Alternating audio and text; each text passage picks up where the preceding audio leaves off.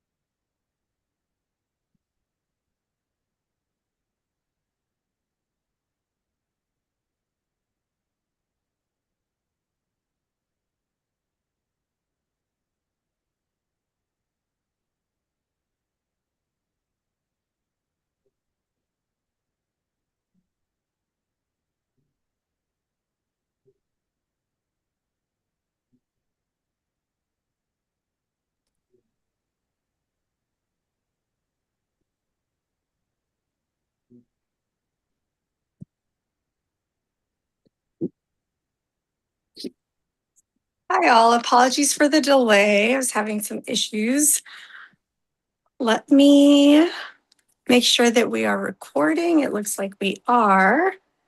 This is CB12's Housing and Human Services Committee meeting. I'm checking right now to see if we've got quorum, if we can start, but thank you so much for joining us. Thank you for inviting us. Okay, so we are recording. Thank you, Noemi. And I'm checking to see if we've got quorum. 1, 2. Okay. We don't have quorum yet, so if you guys maybe can sit tight for maybe 3 or 4 more minutes, we'll give it until 6:45, and then we will call the meeting to order. No problem. Thank you very much. Really appreciate it. Diana. Yes. Anthony is not in. I saw Anthony. I saw Anthony. Yes. Well, I saw it. Yes, I think he's locked in. Why?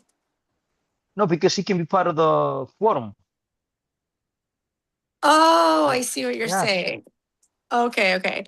Yep. So I do count towards quorum. I just can't vote. So if I somehow make quorum, then please count me towards quorum. Gotcha. I think we're still short a couple of folks. 1, 2, 3. Okay, let's wait.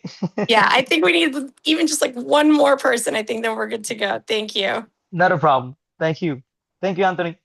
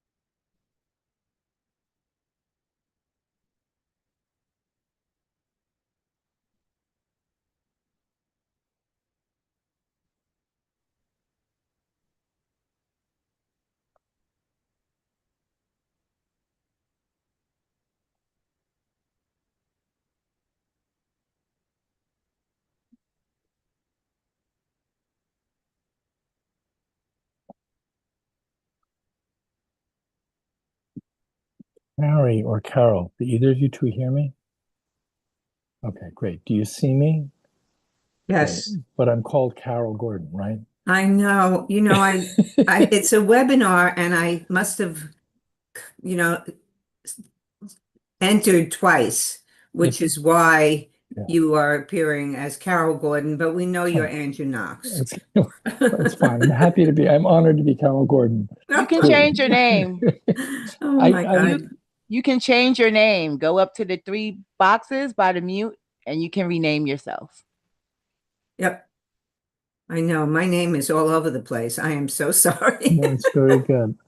I'm on the phone, so I think Oh. I don't have as many options.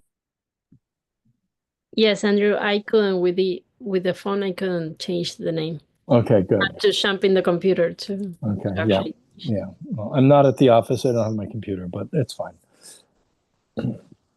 And Carrie will be doing all of the talking for us anyway. I'm going to change mine back to Carol Gordon. I feel like I feel left out. Oh, yeah. Flanked on both sides with Carol Gordon. Oh, my goodness gracious. Sorry. Oh, good. Okay, folks, it is 6:45. I think I want to be, of course, mindful of everybody's time. So unless, Anthony, you prefer that we wait to start until we've got quorum, I think maybe we can get started with a round of introductions. And I see some people signing in right now, so hopefully we can get to quorum and call the meeting officially to order soon.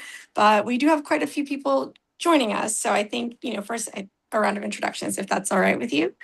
Any objection, Anthony? No, and Indiana. Yes. So for everyone named Carol, if you can't or don't know how to change your name, put your name in the chat and I will change it for you. Oh.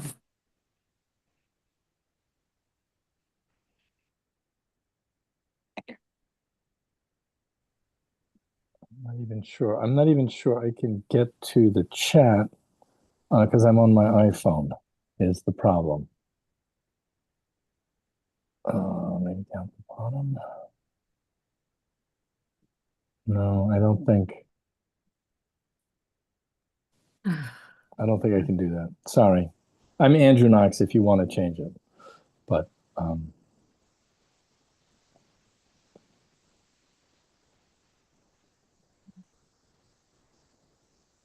Yeah, you say Andrew what? Knox, Knox. Okay, give me a second. Yeah, and I'm with ESKW/architects.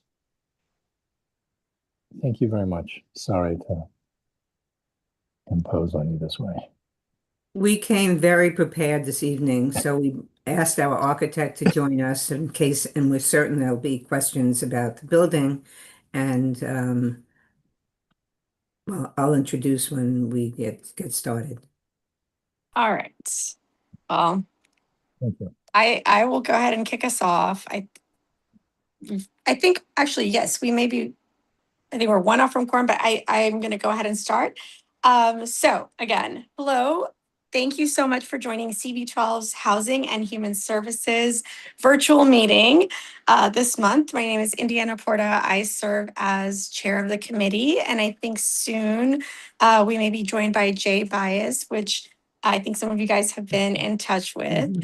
He serves as vice chair of the committee. I would love to give committee members the opportunity to introduce themselves, also some of our community board top leadership, which is joining us, and we're really excited about, especially because we've got some newer members. So I will maybe defer to our community board leadership. So Anthony and Tanisha, if you want to quickly say hello, and then after that, I will pass it off to Lisette. Chair? Or Tanisha, if you want to introduce yourself. Yeah, I was, trying to wait for my chair. But hey, y'all. My name is Tanisha Grants, born and raised in this community, grandmother, mother of 3. My oldest is 31. I know I don't look like what I've been through, but I'm second vice chair of the community board, and I'm youth and education committee chair. Nice to see y'all. Anthony? He might be multitasking. Yeah, I think so too. So maybe Lisette? Hello, everyone. Can you hear me? Yeah. Yes. Yeah. My name is Lisette Severus. I was born and raised in Washington Heights.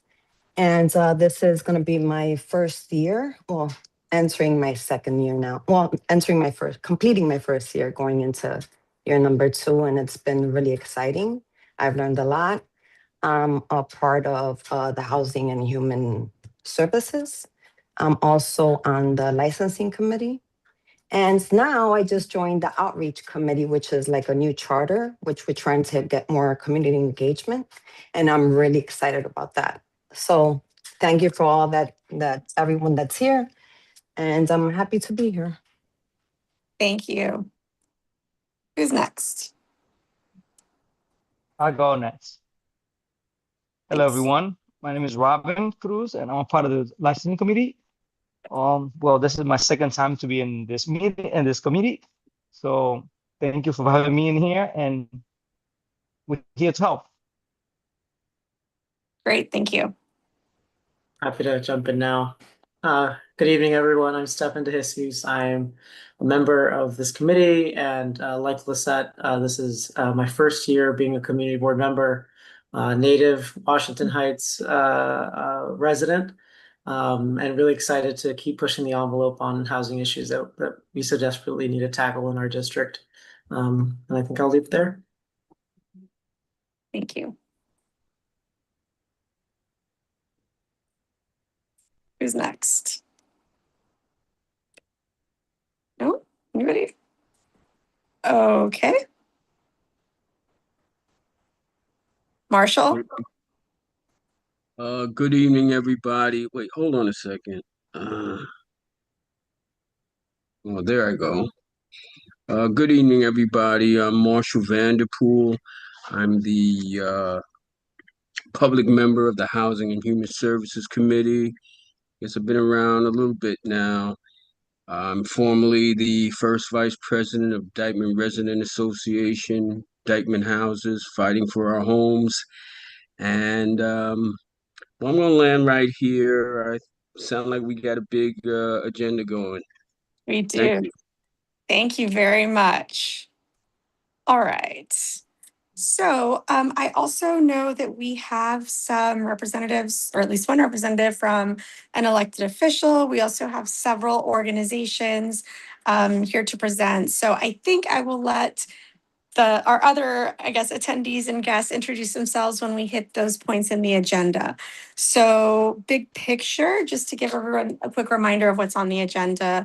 We're going to have a presentation about the housing development, supportive and affordable housing community at 3816 9th Avenue.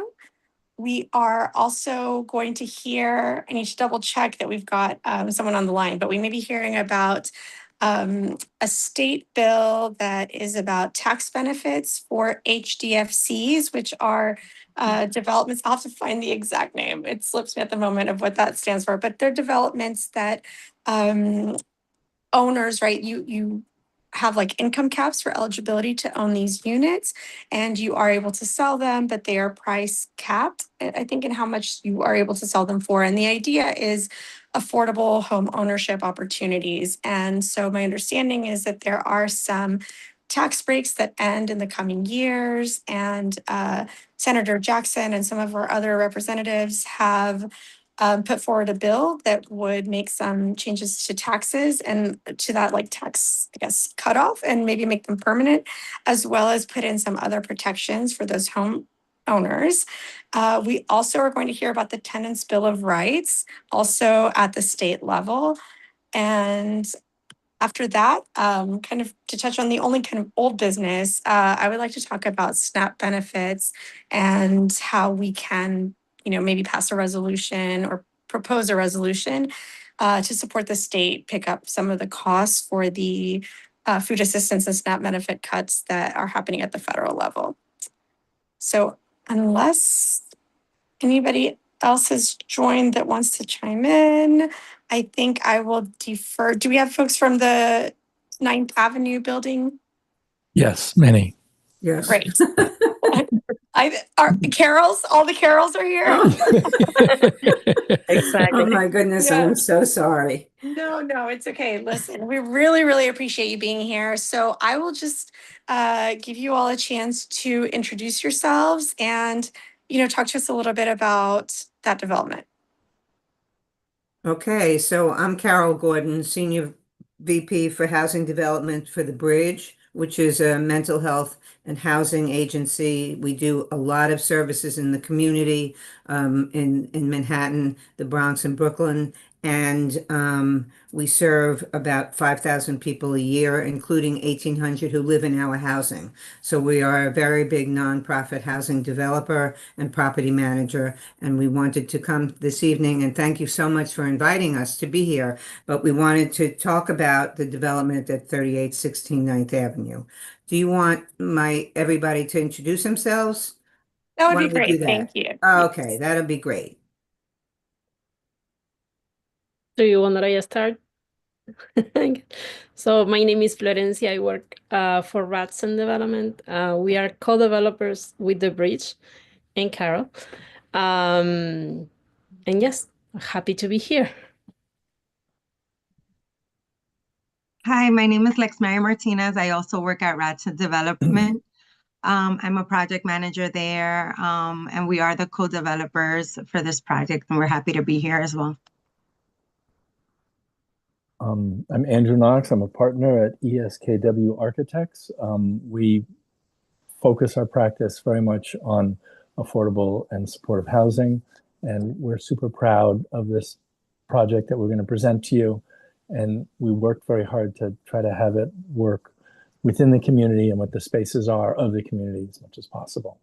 Carrie? Thank you so much. I'm just going to interject. We do have quorum since we can count our community board president. So I'm calling the meeting to order at 6:56 p.m. Thank you.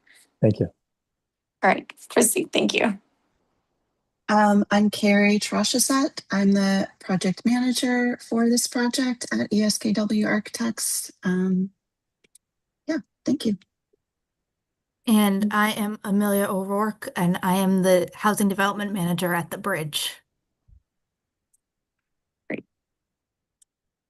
Okay, so can we tell you about the project? We're very excited. Absolutely, yes. Okay, Hear about it. okay. So we, the bridge purchased, the property that used to be owned by the Manhattan Bible Church. And we're developing a project that I think that you will be very pleased to hear the range of services that we're offering. We have 190 units of affordable and supportive housing with studios, 1 and 2 bedroom families, with 2 bedroom units, sorry. And then we are moving our clinical services. The bridge serves people with serious mental illness, and we provide mental health, substance use treatment services, and community outreach. We're moving our clinical services to this building in a separate part of the building, and we will be offering both behavioral health services and primary care health services to the community, which we think will be a great addition to the community. And then in addition, the Manhattan Bible Church is going to own and operate another section of the building, and they are developing a regulation basketball court and a youth center. So we're sort of hitting all the parts of, people that need services in the community, which we are very excited about. I could describe the building to you. I could answer some questions. Each of the separate services, separate components have their own separate entrance and lobby area. So the residential entrance is on 9th Avenue, and the clinical services are going to be on 204th Street and 9th Avenue. And then the basketball court youth center is on 205th Street. And it's really across from the Manhattan Bible Church has an educational academy. And so it's across from their educational academy. We can answer questions. Andrew, do you want to talk a little bit architecturally about the building?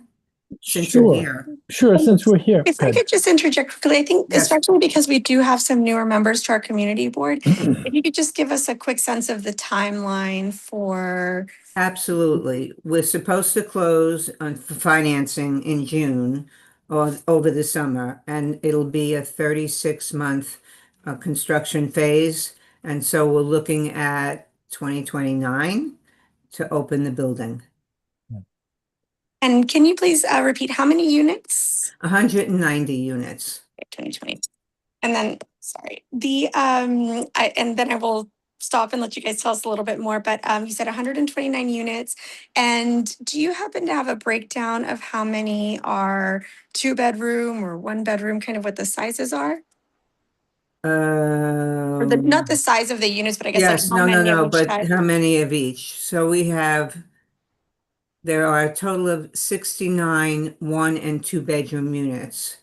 Okay. And the rest of the units are studios, but I can't remember the breakdown in the 1 and 2 bedroom units. But that certainly will be able to accommodate families, which is what we really want to do. Carrie, do you have it? Wonderful. I do. It's 19 2-bedrooms and 51 bedrooms. I thought one of them was 50. Yeah. Thanks. Perfect. Thank you so much. All right. Thank you. Go ahead. We could talk about it. Is there a way to share a screen? Is that a useful thing to do? Because it might be nice so that people could get a visual of what the building is. Carrie, you can do that, right? Mm-hmm. Go for it.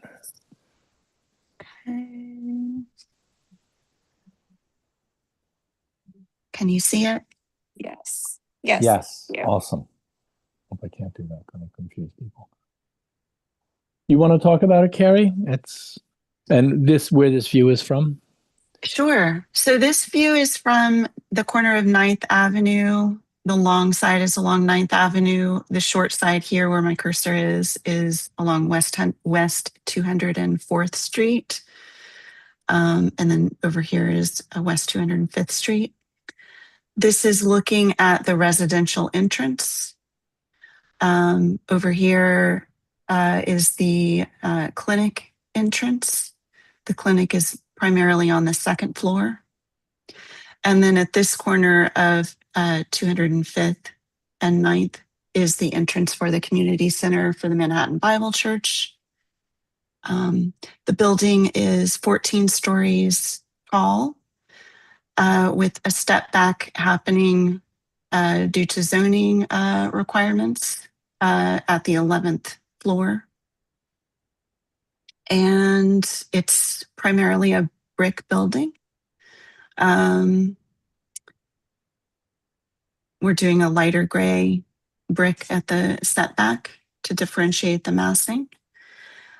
And there are some other details. We have some stone details happening at the ground floor and metal panel happening around the entrances with a glass storefront. And that's a solar panel system on the roof. Right. Yeah, up here. And it's an all-electric building. Yeah. And it's It will designed. be, Good. oops, sorry. Yeah, and it's also designed to, in response to the potential flooding in that area. There's no cellar to the building, and the whole Right. ground floor is lifted like 2.5 feet off the sidewalk, so that in the event of a flood, it won't get wet. It's above the design flood elevations that are required by the city. The apartments all comply with the regulatory sizes. These are. What is roughly the square footages or the minimum square footages of these, Carrie? For the studios, Yeah. their minimum is 350 square feet. Right. So, So some we're of them a are little bigger bit than above that. that. Yeah. Yeah. Yeah. That's what they are. Great. And do you have, can you share with us what the rents might be for those units? Carol, that's you. I know, all of the, I should have had this prepared. All of the units are for people living at or below 60% of the area median income. And I'm sorry I don't have the rents in front of me, but I'm going to try to bring them up. I wanted to also say that there's a range of amenity spaces in the building. We will have a 24/7 front desk security, and there's a community room, a laundry room, a computer lab, and probably and I believe a multi-purpose room. So that will accommodate the residents. There's also outdoor space.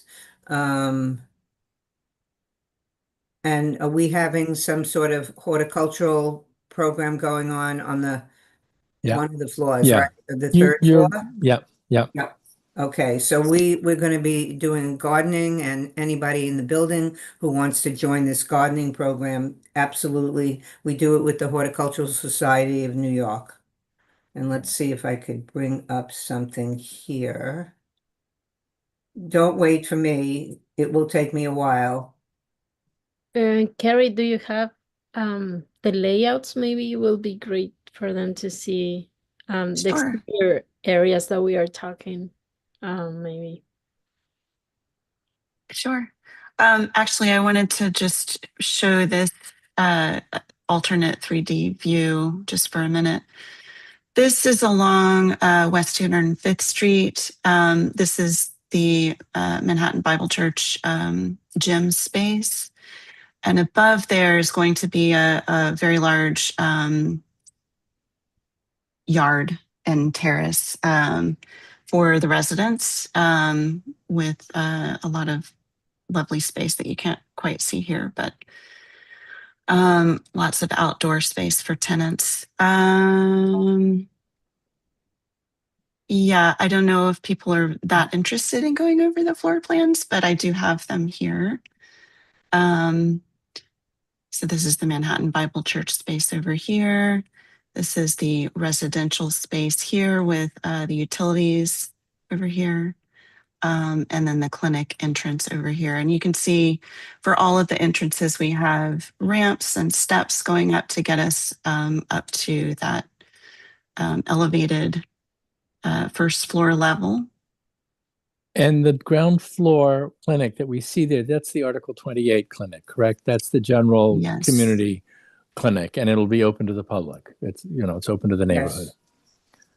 Yes. And similarly, the basketball youth center, I mean, it's connected to the Manhattan Bible Church, but presumably they'll be having their after school programs there. That's what that's what it's really about for them, for their school after school program for the community. Right. They've asked us to design a lot of multi-use spaces in their space for Bible study or using as a basketball gym. Okay. On the second floor, it's all primarily clinic space, separated from the residential use entirely. Yeah.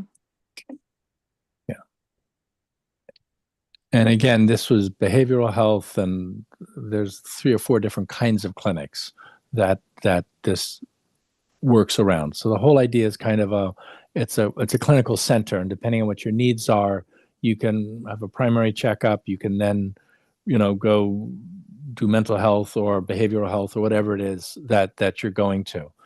This floor also includes at the lower left-hand side a large sort of outdoor porch. So there's actually an outdoor space for the clients if they're taking a break, between appointments or something like that, as well as other programming that can occur there. And that second floor, the big rectangle in the upper right, that's the second floor of the basketball court. And there's really no connection between that and the clinic space. It just happens to coincide spatially. On the third floor, it's mixed so we have the offices that are for the supportive use, staff offices for the tenants, and then also apartments. This is the large outdoor terrace, and then community room, computer lab, laundry. There's a warming kitchen in the community room. Okay. That's wonderful.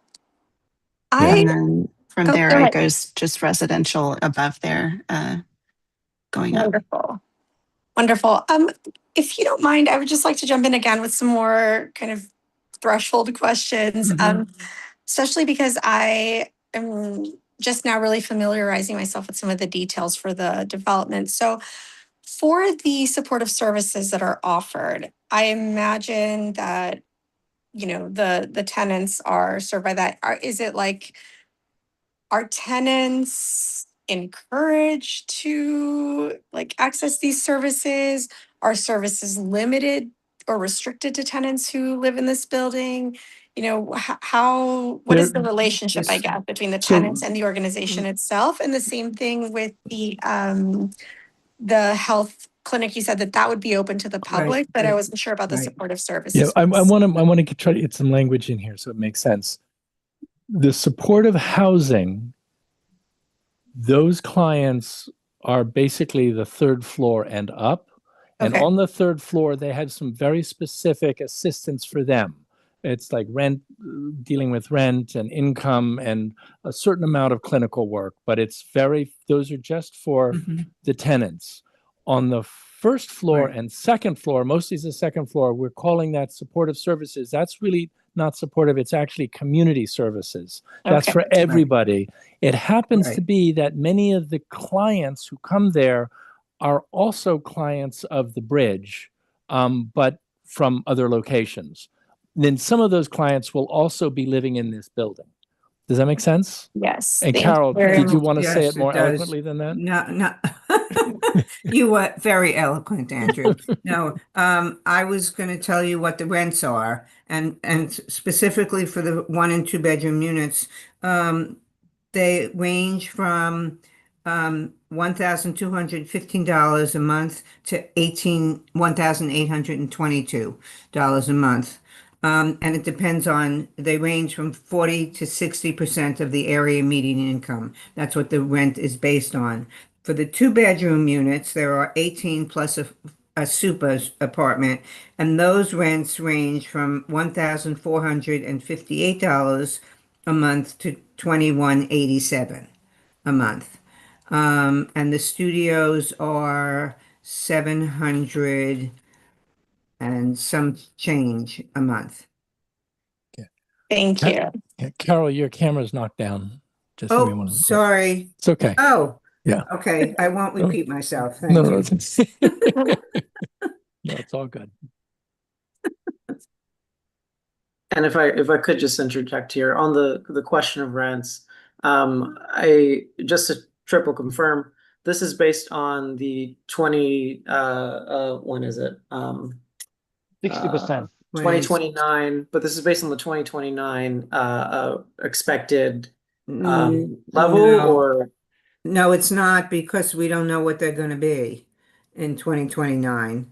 So they're based on the current, and then they'll be so brought they'll be up to adjusted. date. Yeah, I see. right. So every year HUD comes out with a list of the rents that you're allowed to charge, but it's done annually. Right. And so assuming the median income of the area goes up, these projected rent rates would also rise. Right. Okay. Thanks. And when do you expect then, the application process for units, and you mentioned the building would be ready in 2029. What is the timeline for tenants applications?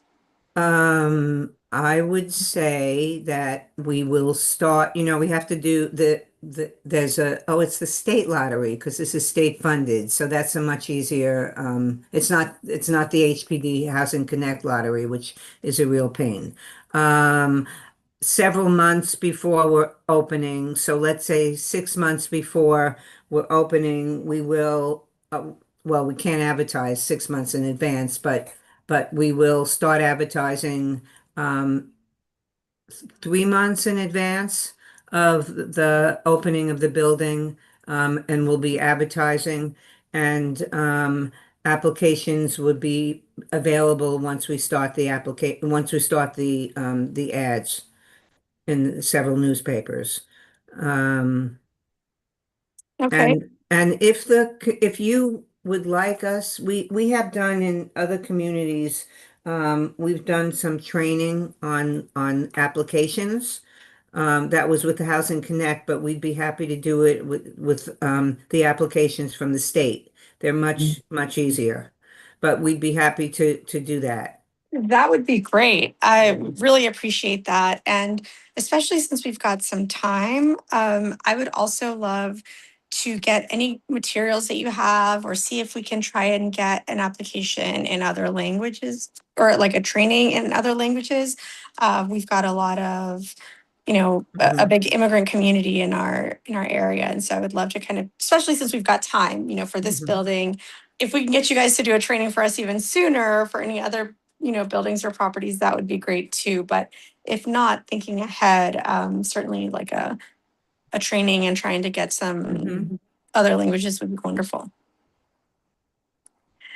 And I open it up to the board in case other folks have questions. Feel free to chime in. If not, in the meantime, another question that I had is,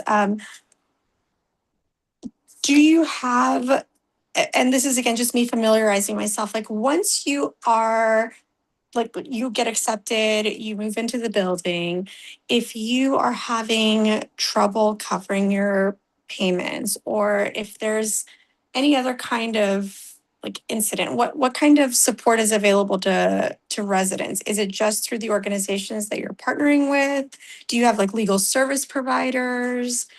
Is there, like any kind of issues or support, I guess, if somebody's having trouble paying their rent, if somebody is having, issues with a tenant or a neighbor, I guess, what kind of services are Okay, available? so we do have property management staff on site, and they can deal with the rents, and if there are issues with someone not being able to pay their rent.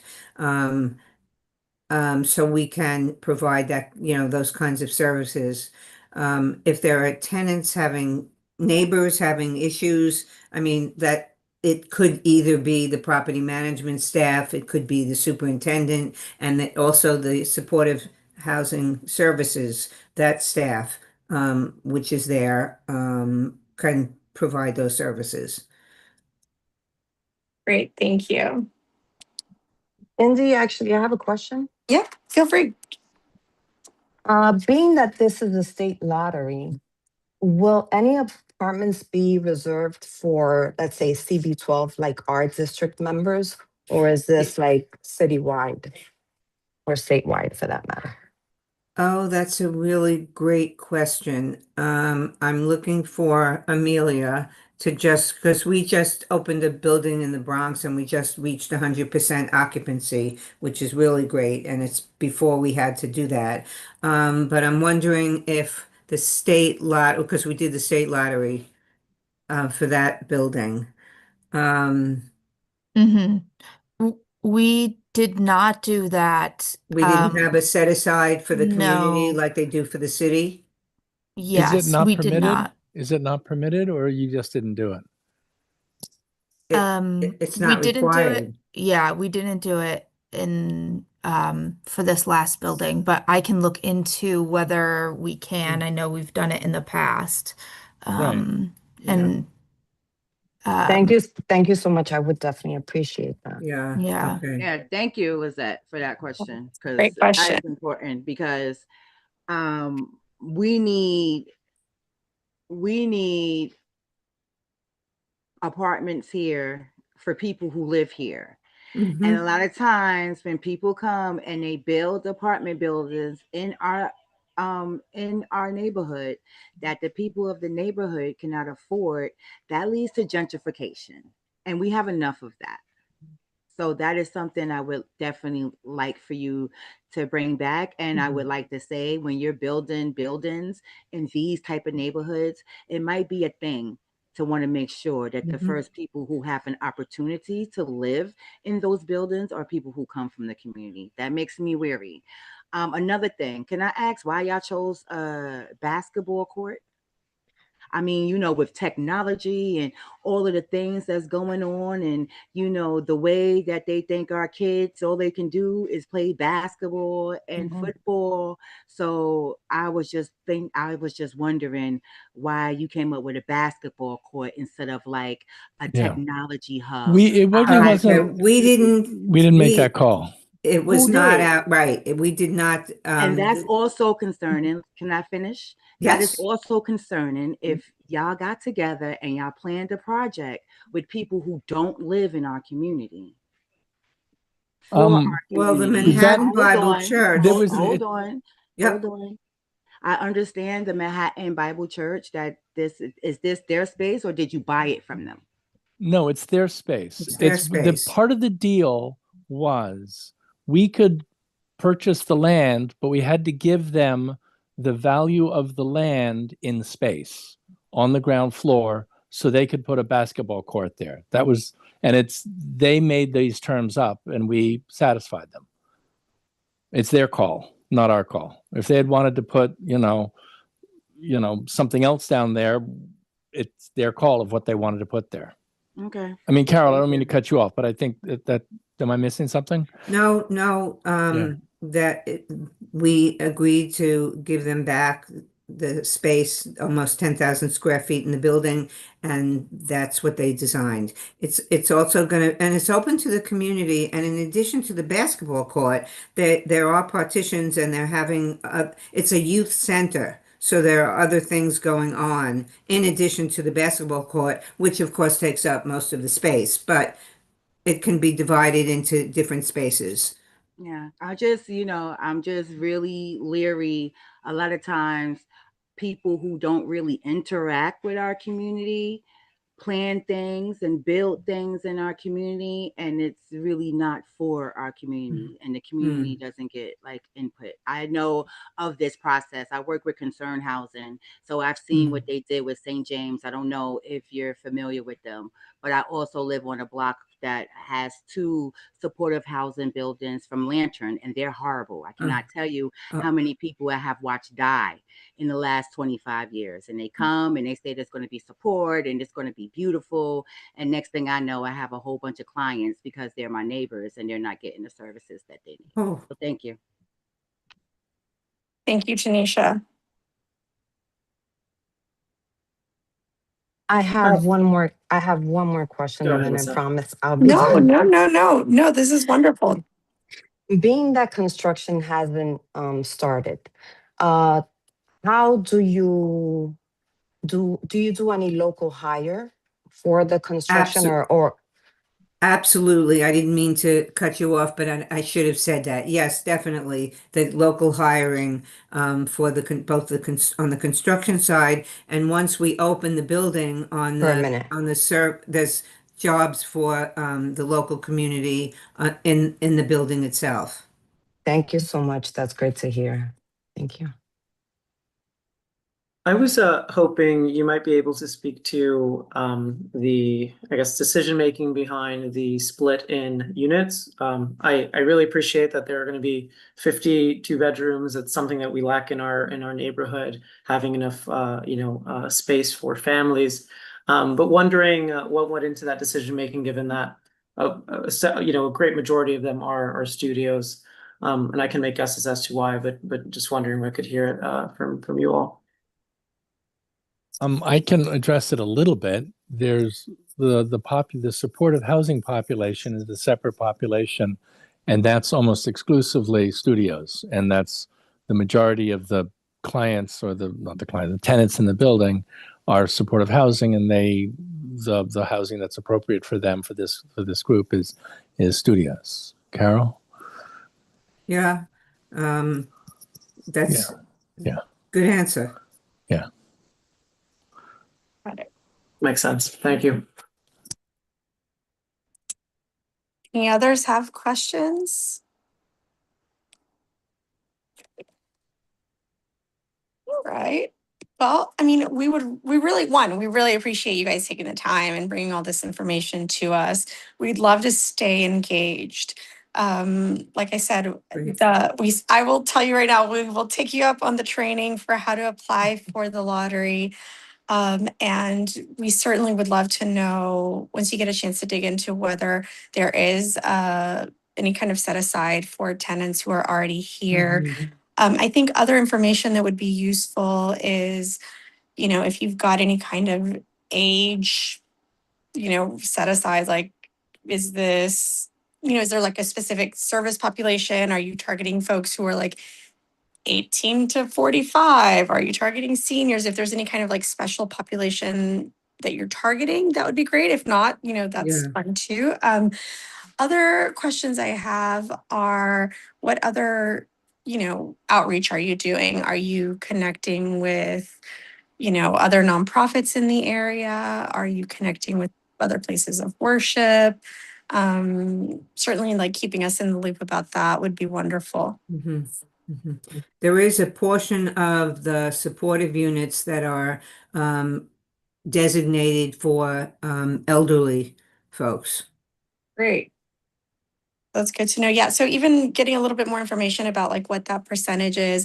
I myself am a wheelchair user. So it sounds, with new construction, it sounds like, you guys have all the accessibility requirements and things that you have to meet. But, just have to say that like anything even, I like to say like accessible plus, right? So leaning towards the universal design certainly is something that I would welcome for sure. And I feel like our community would too. And then Indiana. Yes. Indiana, real quick. Yeah. Could you promote Sonia? She's been down here for a while. Yes, I have not. Sorry about that. No problem. Thank you. While I do that, the other question, related to Tanisha's question, the second floor, or the organization that's providing services to the community, like, do you know what their outreach into the community will be like? Do you anticipate like there'll be advertising? How are they going to get the word out about the services that are available? Do they accept Medicaid? Do you have any sense Yes, of like? absolutely. I didn't mention, it's the bridge. We have our clinical services that we're moving up, and we will operate the clinics. And then we're going to lease the health care clinic to a federally qualified health center. The Article 28. Oh, that's great. Yeah. So so we will be providing those services. Wonderful. And are they like, what are the fees like? Is it like a sliding scale fee? How does that work? Well, we accept Medicaid, Medicare, private pay, and it is on a sliding scale basis. Wonderful. I am trying to promote Sonia. Sonia, I'm sorry. I don't know where.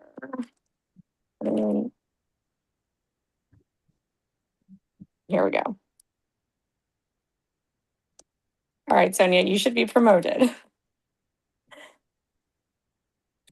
Did you have a question? Give her a chance to chime in case. Sonia? Hi, I'm so sorry it took me a while to get you promoted. Did you have a question? No, I was just wanting to check.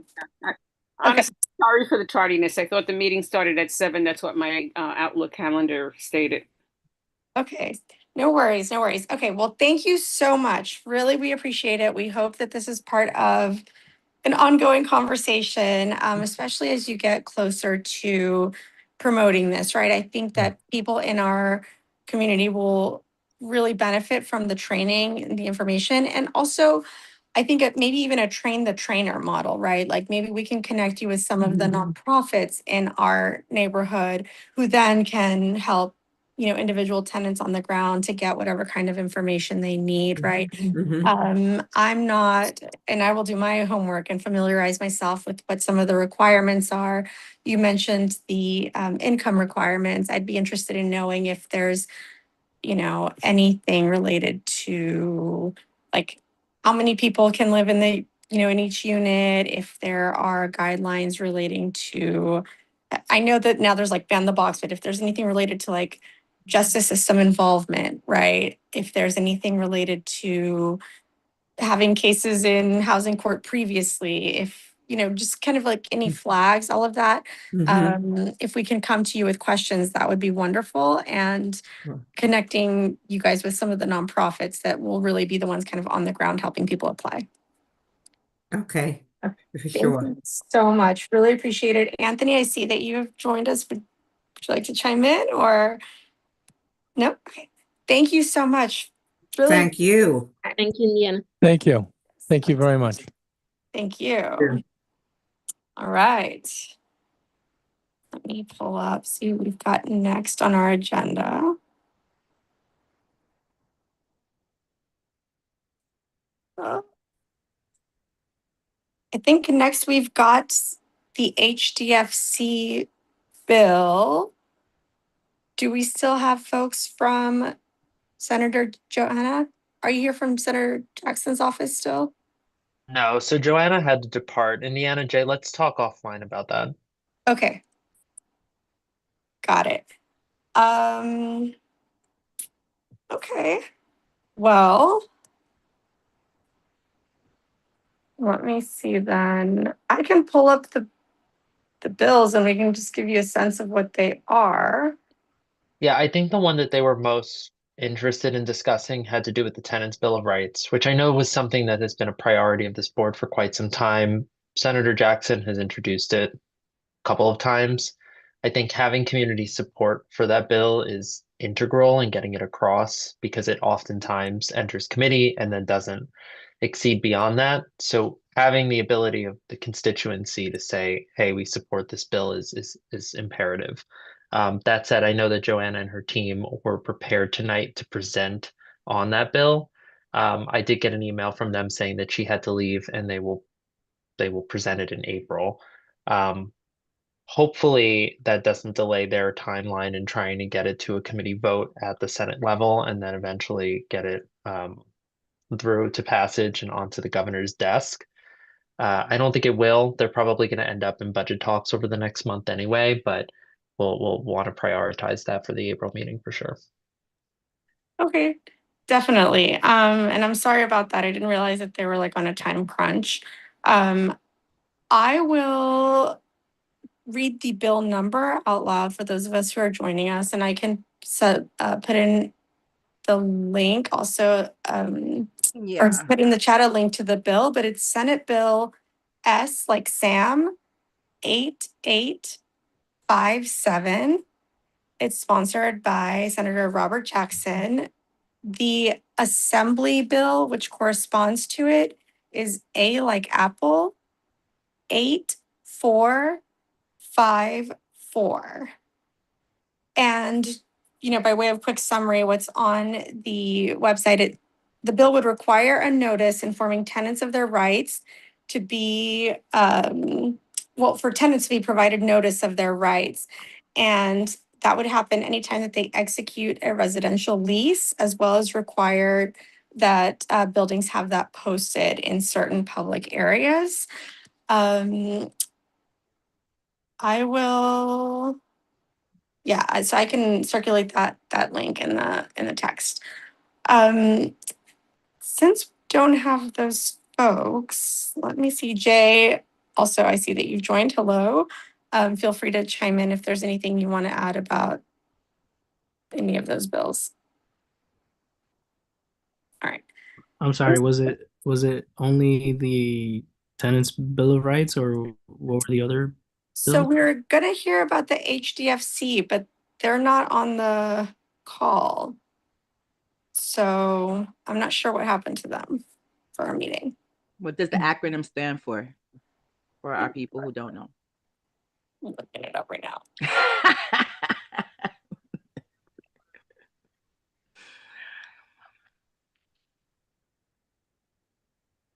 Okay.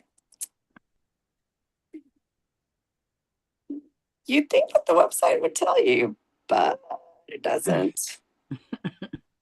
It tells you what they are, but it doesn't give the actual. It's Housing Development Fund Corporation. Thank you. Mhm. Interesting. Housing Development Fund Corporation? That's a very interesting title. Yeah. So, I mean, my understanding, and again, I'm hesitant to speak on this off the cuff, right? But my understanding was that when New York, in the 70s, around the 70s, when they were really having, there's a lot of economic downturn, there are a lot of buildings that were in really bad condition. And so they were basically being sold, sometimes even for $1, right? Yeah, To somebody who remember would that. commit, I remember to, that. There's a yeah, lot of brownstones and stuff like that. exactly. So this was the organization that did that? Yeah.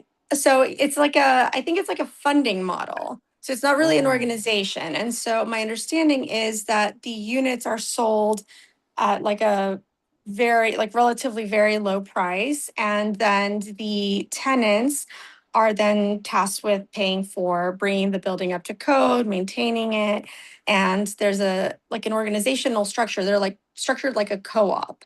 And so they are co-owners of the building. And in more recent decades, right? I wouldn't say years, it's been going on for a while. What has happened is that taxes on these buildings have really gotten expensive. Maintenance. The need for repairs have really skyrocketed the cost. And so you've got a lot of folks who, while they may be able to kind of pay their mortgage payments, don't really have the financing or the out-of-pocket money, I guess, to contribute to some of the overall building repairs. And so there's been a big push to see what can be done to support them, including some of the tax incentives, because a lot of those tax incentives are expiring. And so not only are these buildings in rough shape, physically, structurally, and not only are the tenant co-ops, really struggling to cover the existing costs to maintain the buildings, but they now are facing increased taxes. And so my understanding from the bill is that it would make the tax cut permanent. And on top of that would have some sort of tenant protection equivalent for co-op residents. Yeah. I'm gonna say this.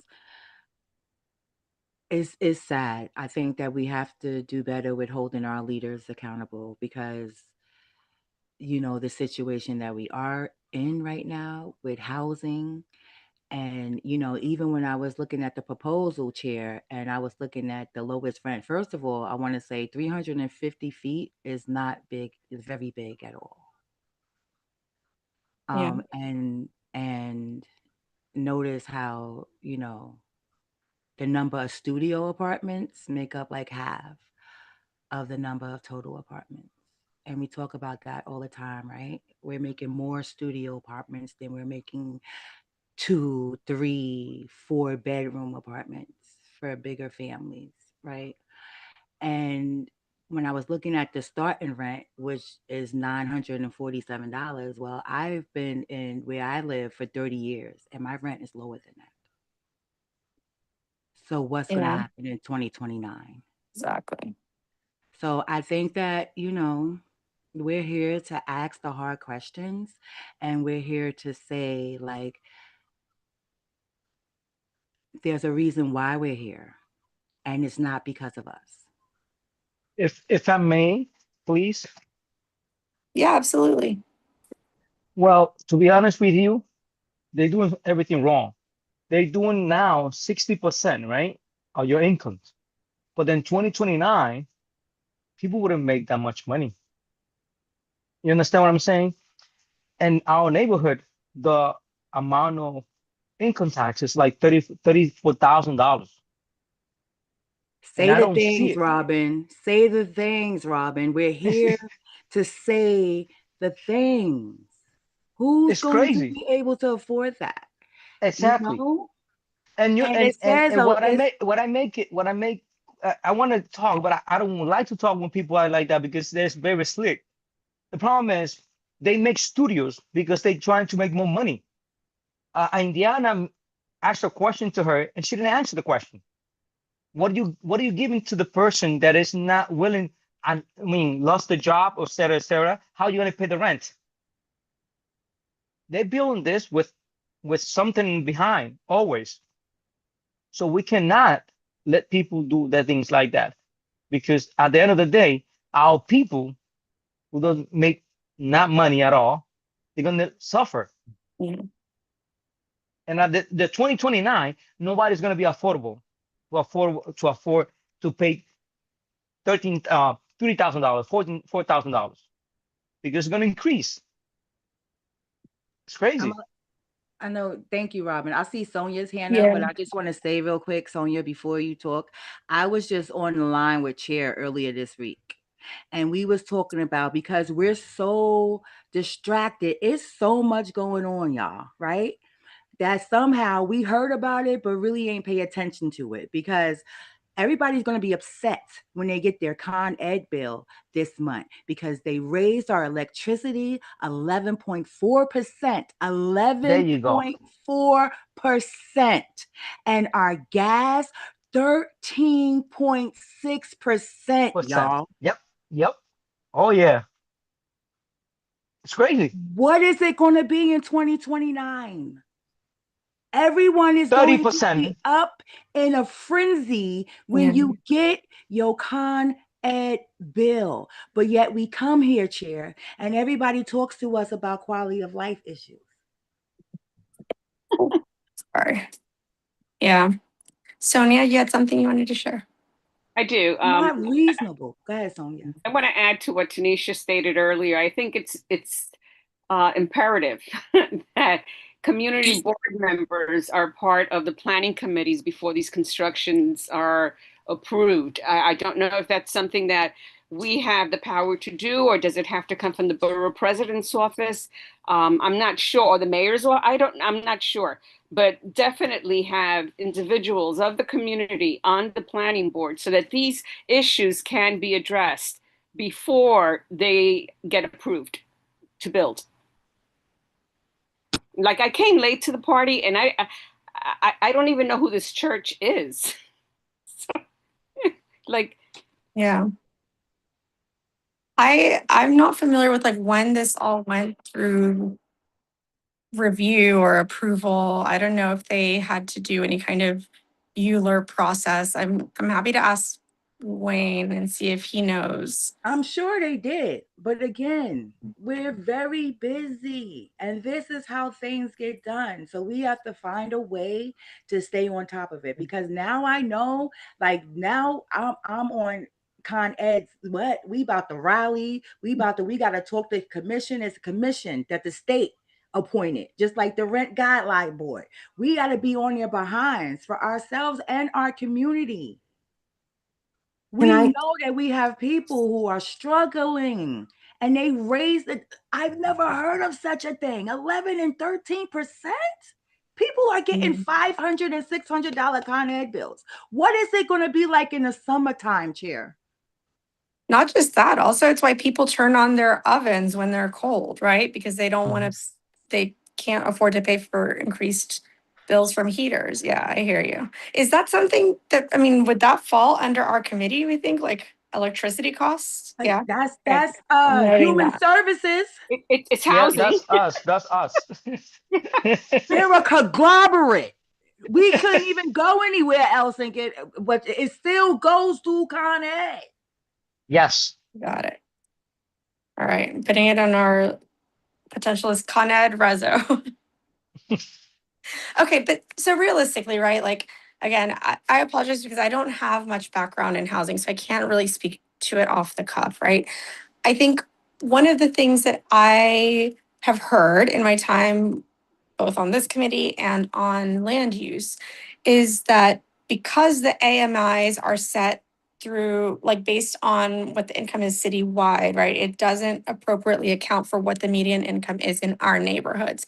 And my understanding is that when these buildings and projects are financed, right, they use a lot of different programs. So they use like some city funding, some state, or city initiatives, funding programs, state initiatives, tax cuts and things like that, and some federal. And so when I have raised this in another committee, what I was told is that basically because they're using so many different levels of government and funding, it's hard for them to use different AMIs or different kind of like affordability guidelines, right? Like they basically just all use what the federal, I believe it's what the federal guidelines are and what the parameters are, because it would be too complicated to structure a project with like different AMIs when you're using so many different sources of funding. That's a very like plain language and very basic recapping of my understanding. And so I think the question that I have is like, who can change that, right? Like it would basically mean that we would need either all like a properties that are like all city funding or all state funding, or maybe like we can get city and state funding guidelines to align so that a project can be city and state. But it seems to me like anytime that the federal government funding comes in, that is the reason that the AMI has to be this like the federally set AMI as opposed to something that's more neighborhood specific in the city. But I don't know, I welcome any ideas to who we invite to speak to that, or, what we can do about that. I think it's state. I think it's statewide. They go under something that's the whole state. They lump us in together. And I think that would be state. It's always Kathy. But even then, I mean, even if we are statewide, right? Like the housing costs in New York City are significantly higher than they're going to be in Poughkeepsie. That's what we've been telling them for a long time. I'll what check. You just said. So have we so done I a found- reso about that? Go ahead, Steve. I was just going to say, I found this page on HPD's site. Apparently, AMI is defined each year by the U.S. federal government, so HUD at the federal level. And then there's a specific AMI for the city of New York, for the region of the city of New York. And that's $145,800 for a 3-person family. I don't know what to say about that. I would think that because the average median income in our community is lower than that of, well, that value. Significantly lower. I wonder what that means for not just this housing project, but also I was doing some research because I've been getting so many emails from Con Ed, and they've been pushing see if you qualify for a discounted program. It's really difficult to read if you don't know what AMI means. And here we are, people who are well educated and well involved in these issues, and we're struggling to figure this out. So I can't imagine what, my neighbor downstairs or beside me is going to know for how to address these challenges. Yeah. They get trapped.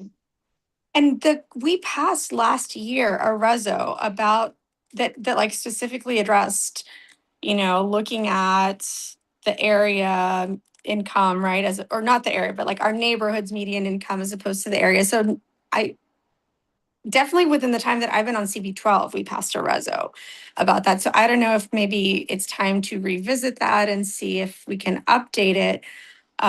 Or I don't know, Anthony, to you, like what is our policy about if nothing has changed, right? Just maybe strengthening, like reiterating how many resos of these we've passed, calling for, heightened action. If you would be okay with that. Yeah, I mean, if we're going to reiterate a memo, I think there are two ways of going about a resolution being sort of strengthened and lifted up. It's either passing it again, which we have precedent for. Parks, for example, will pass a 1% memo, or excuse me, resolution. I have memos on my mind. A resolution each year, and that's perfectly acceptable given that, the budget changes every year. We have different administrations. But if there's already resolutions that have not yet gone stale, we also, without having to put it to a vote, simply could write a letter. I will sign that letter because the support is already there by the board to just state again, this is the position of the board. We are reiterating this position and we need you to do something about it, or at least respond to us as to what you're doing. So I'm happy to do that as well if we don't want to go through the process of passing a resolution again. Okay, I mean, that will be great. So maybe what I'll do is I will find in our minutes that resolution and I can circulate it to the board or to our committee. And we can just, maybe I'll take a look. I will see if I can find any updated numbers for that. And that can help inform whether there's enough change where we could do a new resolution or whether we can just elevate that possibly through a letter with sent by Anthony. I think the other idea that I had, and we've talked about this a little bit in kind of like our planning meeting, is maybe, because again, I think for me, I very much believe in resolutions. I know that's something that the board does, but what can we do to elevate that? So would it be something would it be possible to partner with the the CBs in Central Harlem and East Harlem, which is Tanisha? Yeah. No, you're talking my language. We talk about this often. I feel like every time we pass a resolution, we should be sending it out to every other community board in Manhattan. Yeah. Great idea. And telling them to pass it too. And likewise, and and maybe we're having a town hall about charter schools.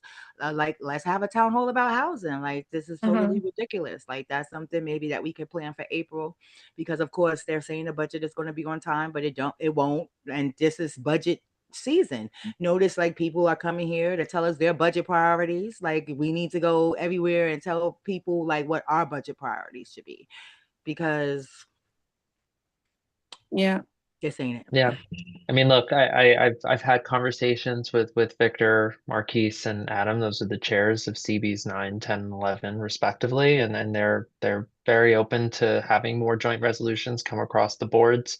Adam's new in his role. Victor's been chair for quite some time. Marquise has been chair for a year, but they're very interested in covering the issues where the issues cross all of Upper Manhattan. And so where we have those topics to discuss with them, they're open to it. So let's make that happen.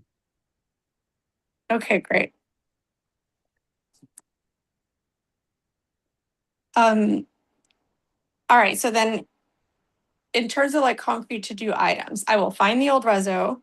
I will circulate it to everyone just to refresh our memory. I commit to looking to see if the area median income and some of the statistics that we cited in that reso have changed. I'm pretty sure we passed it last year. So I will just triple check on that. In the meantime, Anthony, you and I had talked about maybe something in April for housing. So maybe I will connect with you and Jay, if you're available, maybe we can connect with you to see how we can potentially loop in the other community boards for that, or do you want, yeah, okay, great. Did you say my name? Yes, I will loop you into the email thread with Anthony to see how we can maybe loop in other community boards on the housing issue for April. Yeah. I can get we passed that resolution in 2024 around like September or 24, so it's been 2 years. Well, yeah. a year. Good. And just so you guys are aware, so the AMIs that get chosen for these buildings that develop are very dependent on sort of the tax subsidies and programs that they use. Exactly. But at the same time, it's like a calculation either the city agency or the state makes and saying like we need this type of mixed AMI in a building because of the cost of everything.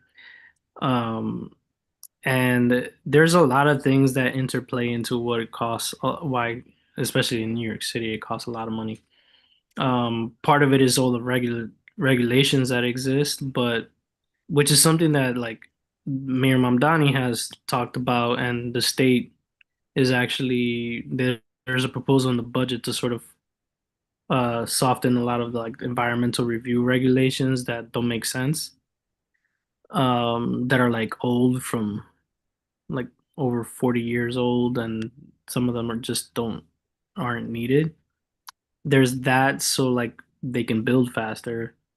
But then the big problem that's always the biggest issue is sort of all the other costs, because if you talk to like supportive housing folks, we're talking about insurance for the building is out of hand as well, which is like there's all these extra layers into building affordable housing that play a role into why they're choosing these high AMIs. But at the same time, it's a state and city choice to create these programs with these AMIs. So it's a mix of things, right? And it's the consideration of why would the point of like trying to get a developer to develop is for them to want to apply for these programs that'll make it cheaper for them to do to like, because they most of the way they develop these are through like bonds and loans, to like even start. So that's why those AMIs are there. Like there's a state program that we had reformed maybe 2 years ago now. They call it 485X. That's the state version of what used to be 421A, which was horrible.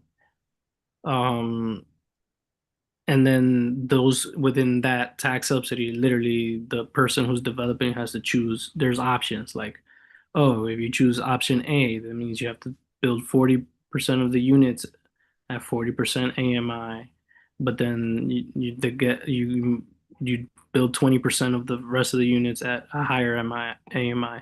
It's like those type of options, but those are created by the state or the city based on what subsidy the organization is applying for. And it's usually basically like a property tax break. It's a tax subsidy in that sense. So there's a lot of reasons why, is what I'm saying. Also things like union labor is my understanding, right? That like there's a big debate with affordable housing construction that if you didn't use union labor, you could in theory build cheaper. And so there's like, I think a lot of debate about that among advocates. Yeah, so unions have a lot of powers, and so they end up getting these like livable wages provisions into developing. And so when there's a project, especially in New York City, there's like special areas in New York City that have livable wages where developers are forced to like, no, yeah, you got to pay these people like 200 grand per person to do the same job. And then there's a lot of problems in and out, whether developers always there's a he said she said type stories of whether they're forced to pay this much, but then the projects take long because the way the unions make the money is by working every day, because they're usually hourly rates. They're not like salaried employees. They're hourly. So the longer a project takes, the longer they'll keep getting paid. It's sort of like there's been those you can find like articles about it. Like where developers actually start suing the people that they hire for taking too long. It's a mixed bag, honestly. But I think the ones you should always, if you ever want to learn more, I think the best group to talk to are the people who do the supportive housing, the nonprofits, because they deal with the same issues, and they'll tell you like insurance costs is a big thing. Then there's like issues about state investment into some of these supportive housing, right? Because the point of supportive housing, which would sort of solve our homeless situation, is you give someone a permanent place, but then you have these wraparound services like a social worker, and depending on the type of supportive housing you do, there's supportive housing for people with substance use issues who would have like clinical providers in the same building, that type of stuff. Those are proven effective. We just don't invest enough in them. I mean, it sounds like that's what they're talking about on the 9th Avenue project, right? That they've got substance abuse, they've got counseling. Yeah. To that, I do have a question. I wonder, I did a little investigation very quickly this afternoon as far as the supportive housing and the affordable housing that's been brought to the neighborhood so far, and looking forward like to the next 5 years. And what I found is Washington Heights, like Tanisha said, she has two around her. And when one is about 77 units, and it's only supportive housing that we're getting in Washington Heights. And in Inwood, it's more like the affordable, like the big projects and more units and stuff like that. Is there like who's choosing these projects, and can we as a community board get more information before they take off? Like, is this planned this way? Is it designed this way? Like, how can we get that information? So one of the things I know for sure is that the community boards get notice regardless. I think they go to land use. So like traditionally, I don't think our committee has gotten The notice. board staff, like the chair or like board staff, normally get these notifications.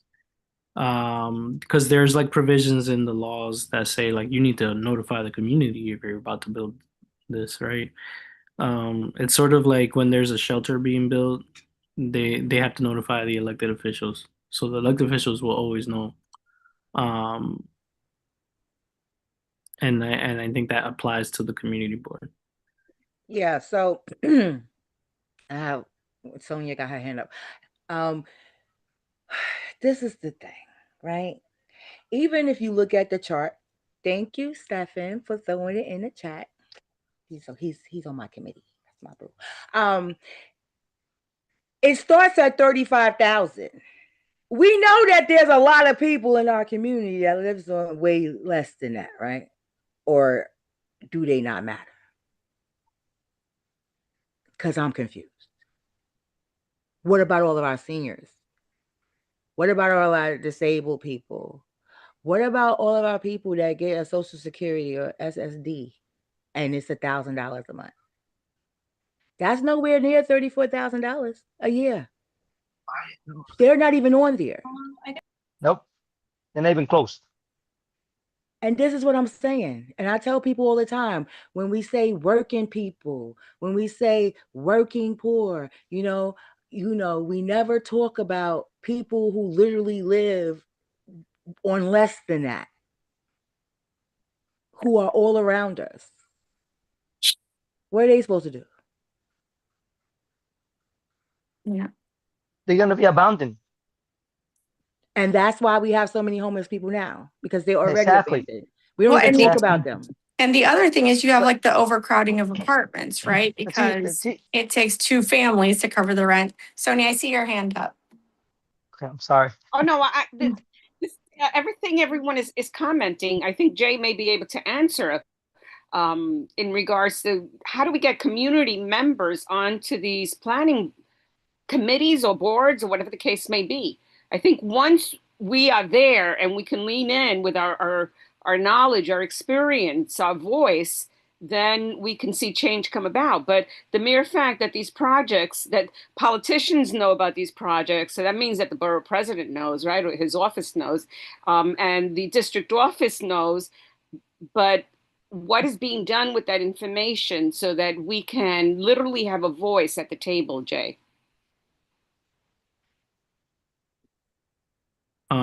I don't know the details, but I mean that's part of the notification to like the board and the electeds, right? It's to bring it to the community per se.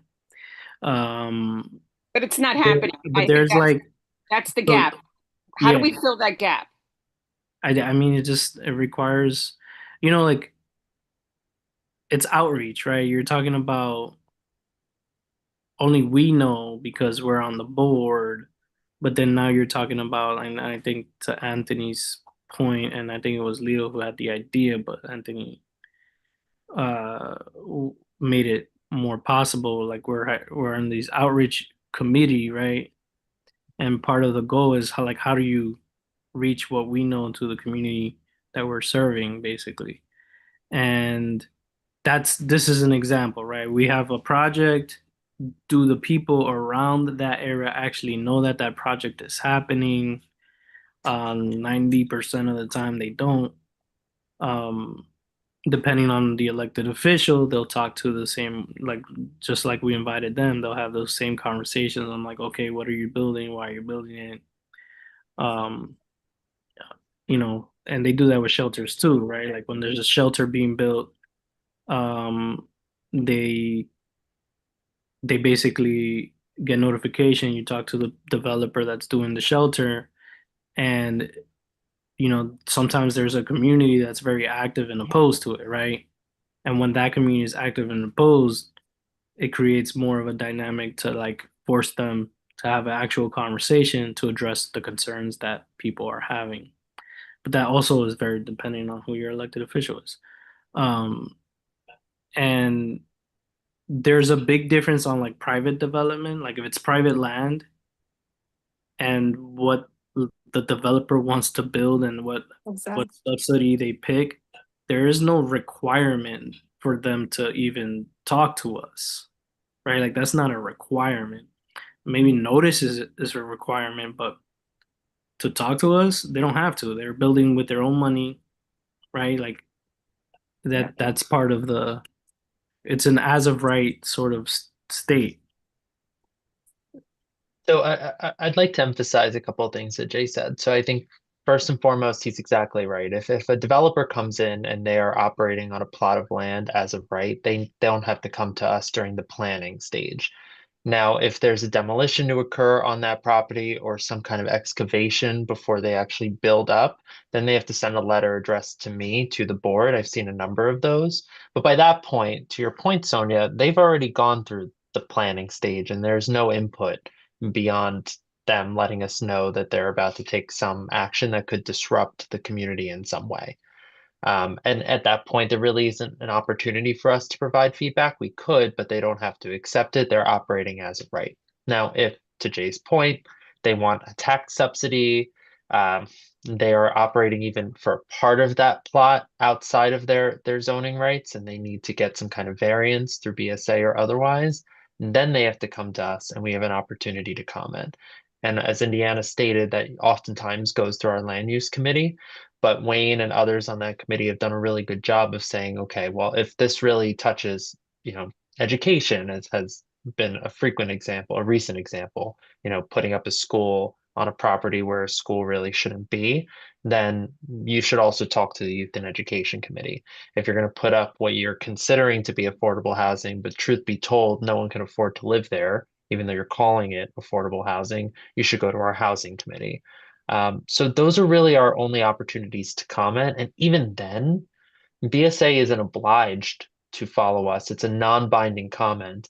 They try to, and they often do, and especially if we show up to the hearings and we make our voices heard and we're very clear that we have gotten a ton of community input to come to our objection or support, then they're more likely to hear us out, but they don't have to. And so this all goes back to, I think, the central theme is we're an advisory board and we do as much as we can to make sure that the community's input is provided. But oftentimes these agencies tend to disregard what we say, even though that's not ideal. I think one way I've tried to reconcile that is through the district service cabinet meeting, where I think for a number of years you had the staff saying one thing and the board saying another thing. Now, between me and Kiana and others, we're really trying to make sure that the board's voice is the board's voice and that the staff isn't just, coming up with their own views. And so I think that's helpful because then you have a unified voice and it's strengthened by the fact that all the stakeholders within the board are saying one thing and not 10 different things. But beyond that, again, it's all advisory. Well, since one of the things that was stated earlier, and I think it's a great thing, is the mere fact of the different community boards collaborating on issues that impact each and every one of the communities of this city, right? Like, what's happening here is happening, elsewhere. So in numbers, there's power, and to just leave it as status quo. That's, I'm born, raised, and educated in the Heights, and if you close the front door, I'm going to find a back door or an open window to go through. Henceforth, to say this is how it's always been done, then if it's not working, it needs to be fixed. And there absolutely is a gap between the construction of these buildings and the needs of our community. This is my second year on this committee, and I tell you, it's kind of really frustrating to hear things over and over again and not then have a solution. If we come with a problem, we should have a solution as well, so that we can meet the needs of those that we represent. I couldn't agree more. Thank you, Sonia. And I really like the idea that has been raised now by a couple people of trying to get the Upper Manhattan boards to work together on some of these things. To your point, I think that strengthens the voice for all of us, and Upper Manhattan is where most of the residences are for Manhattan. The rest of it is, for the most part, offices. And so I think that's a really good point. I think the other thing that we can consider is if there is an item that touches all of Manhattan, then I have the power of bringing it to the borough board and having all the community boards vote on it. It requires the borough president's input and buy-in for something like that to occur. So it really genuinely has to be a borough-wide issue. It can't just be something that's really central to 2 or 3 boards. But that's another outlet. And I think that one thing I've been trying to do, and Indiana and Jay have seen me starting to do it, is where there is legislation pending that just gets stuck, how do we unstick it? And I think oftentimes that's showing the community and the constituency supports it. And so, we have good elected officials. It's just, they tend to not get the support that they need from other parts of the state or the city. And so if we can back them in some way, and that's oftentimes through a resolution, I think that can be helpful. We haven't been very consistent about passing resolutions supporting or opposing bills that are pending. If we do that, I think that can also make a difference. And so where there are bills that support our ideology or our priorities, I think that that's another way of doing it too. And that would be net new, Sonia, again, because we haven't really consistently done that in the past couple of years, at least since I've been on the board.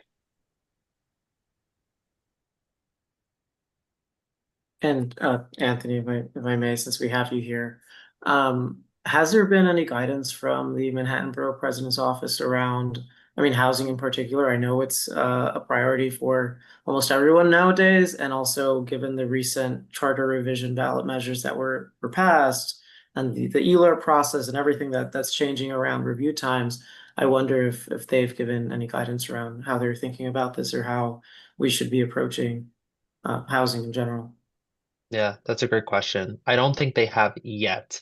I think one of the things that the borough president was trying to do with this forum that he was going to put on in the end of February and that is now scheduled, I think, to next Saturday, is to try and get that insight and see, confirm what the community's position is. Obviously, not just on housing. Everyone agrees we need more affordable, true affordable housing, but whether, the last borough president's program was the right way. The last borough president had a program called Housing Manhattanites, and that looked at very specific areas throughout the city and their zoning and changing those zoning rights. And then in addition, adding a set of programs to encourage particular projects to go into those areas. We were one of them. A couple portions of Community District 12 were covered. Or was City of Yes the right answer? And getting, again, the community's input on what did City of Yes get right, what didn't it get right. We passed a resolution on it and then it ultimately passed, but what could be fixed from that? And so I think that the short answer is they're collecting that information, but they haven't come out one way or the other yet as to what to do. Anthony, I have a quick question. Do we have the resources to maybe do some type of a research or survey our district to see if there are any maybe abandoned or like city properties that we can maybe use for future projects in housing? Because I know we can't really search to see like what's a private property and track down the seller, if it's abandoned 40 years sitting, because I know there's some of those buildings. But if it's city owned, do we have the resources to maybe find that information, those buildings? So there's a city system called Acris that contains some of these details, but it's a very I don't want to say convoluted. It's a You can say robust convoluted. system. I mean, I and think that's fair. And so if we were to designate a staff member to do this research, it would take all of their time. So to your point, do we have the resources? I think the answer is right now we don't. One thing I've been trying to do, and I mentioned this in my chair report at the general, is trying to advocate for more city council funding. I mean, most of our funding comes out of the regular budget, but then the city council members in this district are able to allocate a portion of their budget and funding to us, and they have in the past, but I'm asking for more for these kinds of projects. I think what you're describing is having someone sort of, I guess, on retainer or someone come in with a bespoke purpose of doing that land survey and just looking at what's vacant, what lots haven't been developed on, and which ones are owned by the city and which aren't. I think that would probably require a person at least part-time to do. And so it could be something that we focus on for the next fiscal year budget, but I think that that's a good idea. Can you share that site with me so I Yeah. can Yeah, you'll spend dive quite in?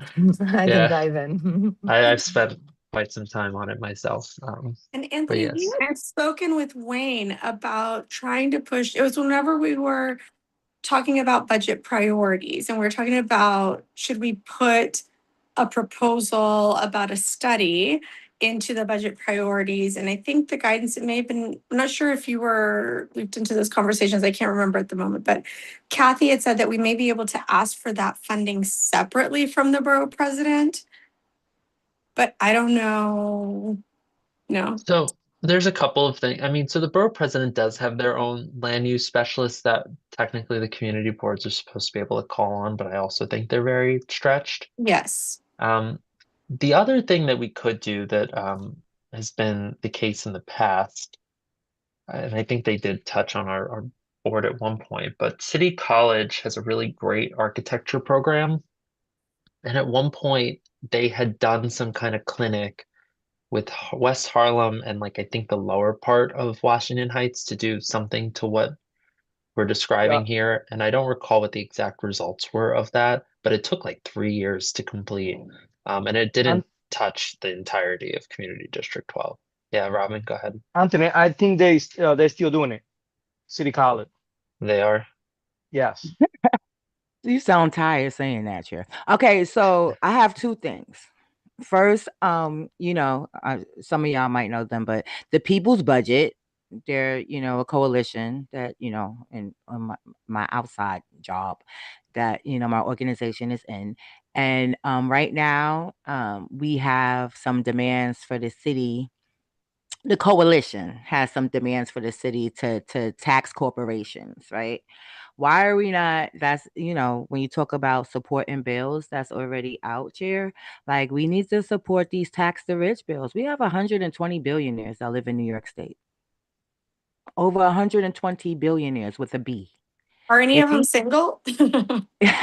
They keep telling us, oh, we're worried about the rich people leaving, and it's not the rich people leaving. If anything, we gained more billionaires that made their address New York State during the pandemic than we had. We have over 700 multi-millionaires that live in New York State, and we have some awesome tax the rich bills. So maybe we think about writing some resos to support tax the rich. And from what I understand, like it's a big conversation too that they are having in the assembly and the state, because it's the Senate, because Donald Trump and his big beautiful bill. So we have revenue here that we can use. It's just that the people who want gold toilets don't care if we have a toilet. But that's something that we need to think about, I think, as a board too. Like, and talking to all of the rest of the boards too. Like, we really, really support taxing the rich. Like, y'all not even gonna miss that money. These people spend $100,000 on a purse. You understand me? Like, it makes no sense where we are when we don't have to be here, where we're sitting here trying to come up with ways ourselves as unpaid community members who care about our community to find ways to really care about the least of us and to really support the least of us, when we know that we live in the richest city in the world. We should not have these problems. So I think, that's a couple of ways that we could push right there. Oh, and we need to push for the way that they do the AMI. Why do we think the AMI is where it is?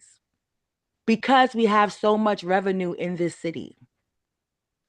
And we also need to talk about the regional cost index. Okay, what's our regional cost index? Because that's something that we're also using in our youth and education to say that we need, right, Stefan, that say that we need upgrades to the foundation aid formula. Like, the regional cost index of different parts of the state is different. And, we live in the richest city, we live in the richest and the most expensive city in the world. So, yeah, I'll leave it there.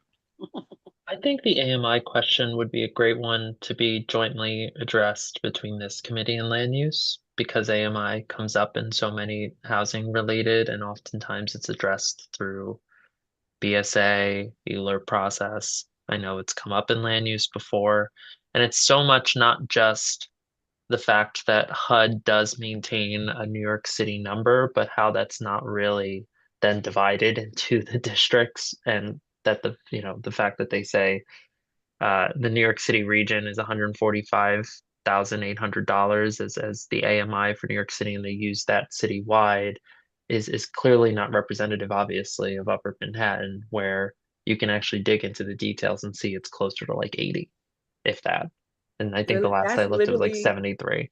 That's literally like around what our city council members make. Yeah, and to that point, I think it's if we want to hey, bro, put out a position on how HPD and other city agencies look at these numbers, I'm in support of that. I think on the taxing piece, maybe that's one we address in exec, because I'm sitting here trying to think of a standing committee that would be a discussion item in. Tanisha, let's take that away and maybe address that in the executive committee. Because I don't know, I don't think any of the standing committees necessarily touch it. Just so you guys are aware, the AMI in New York City is also not only New York City is how they get their calculation. They also take a couple other places surrounding us: Rockland, Westchester. Yeah, I knew it wasn't just us. Yes, thank you, Jay. It's and there's not a lot just of wealthy us. people in those areas. But that's like the way the federal government decides to calculate it for us. Does anybody know which organizations have been most active on the city FEPS vouchers? I don't know if I don't know a ton about them, but my understanding is that like because we, the city, I guess, right, can't do much about changing the AMI, which is set at the federal level. And given how, building projects have multi levels of government, conflicts of, or I guess like considerations for setting an AMI, what we do as a city and even as a state is to provide supplemental, like we provide vouchers basically. Or if you have a disability, there's, or like if you're older, whatever, there's SCREE and DREE and different housing voucher programs. And that's kind of how we help support families. But my understanding was that the city had pushed to like expand this program for city level vouchers, and then that was taken to court. And the former Manhattan Borough president, Mark Levine, I think had expressed like some concerns about taking that approach. Like, does anybody know what organizations have been vocal about that? Does anybody know about City FEPS? If not, would we be interested in inviting one of the organizations who can come and tell us more about where that stands? You should. Just of interest, yeah. All right, I'll take a look and see who I can find. But it's currently in litigation. I think, yeah, it's in litigation, and I don't know, like, if there is anything that we can do at this point. So maybe it's not worth it. I don't know, but I mean, that's sort of the problem.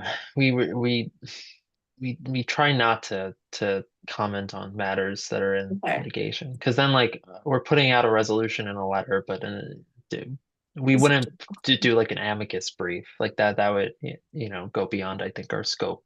Okay. And I don't know how useful it would be for us to pass a letter. Is my point. Gotcha. Okay.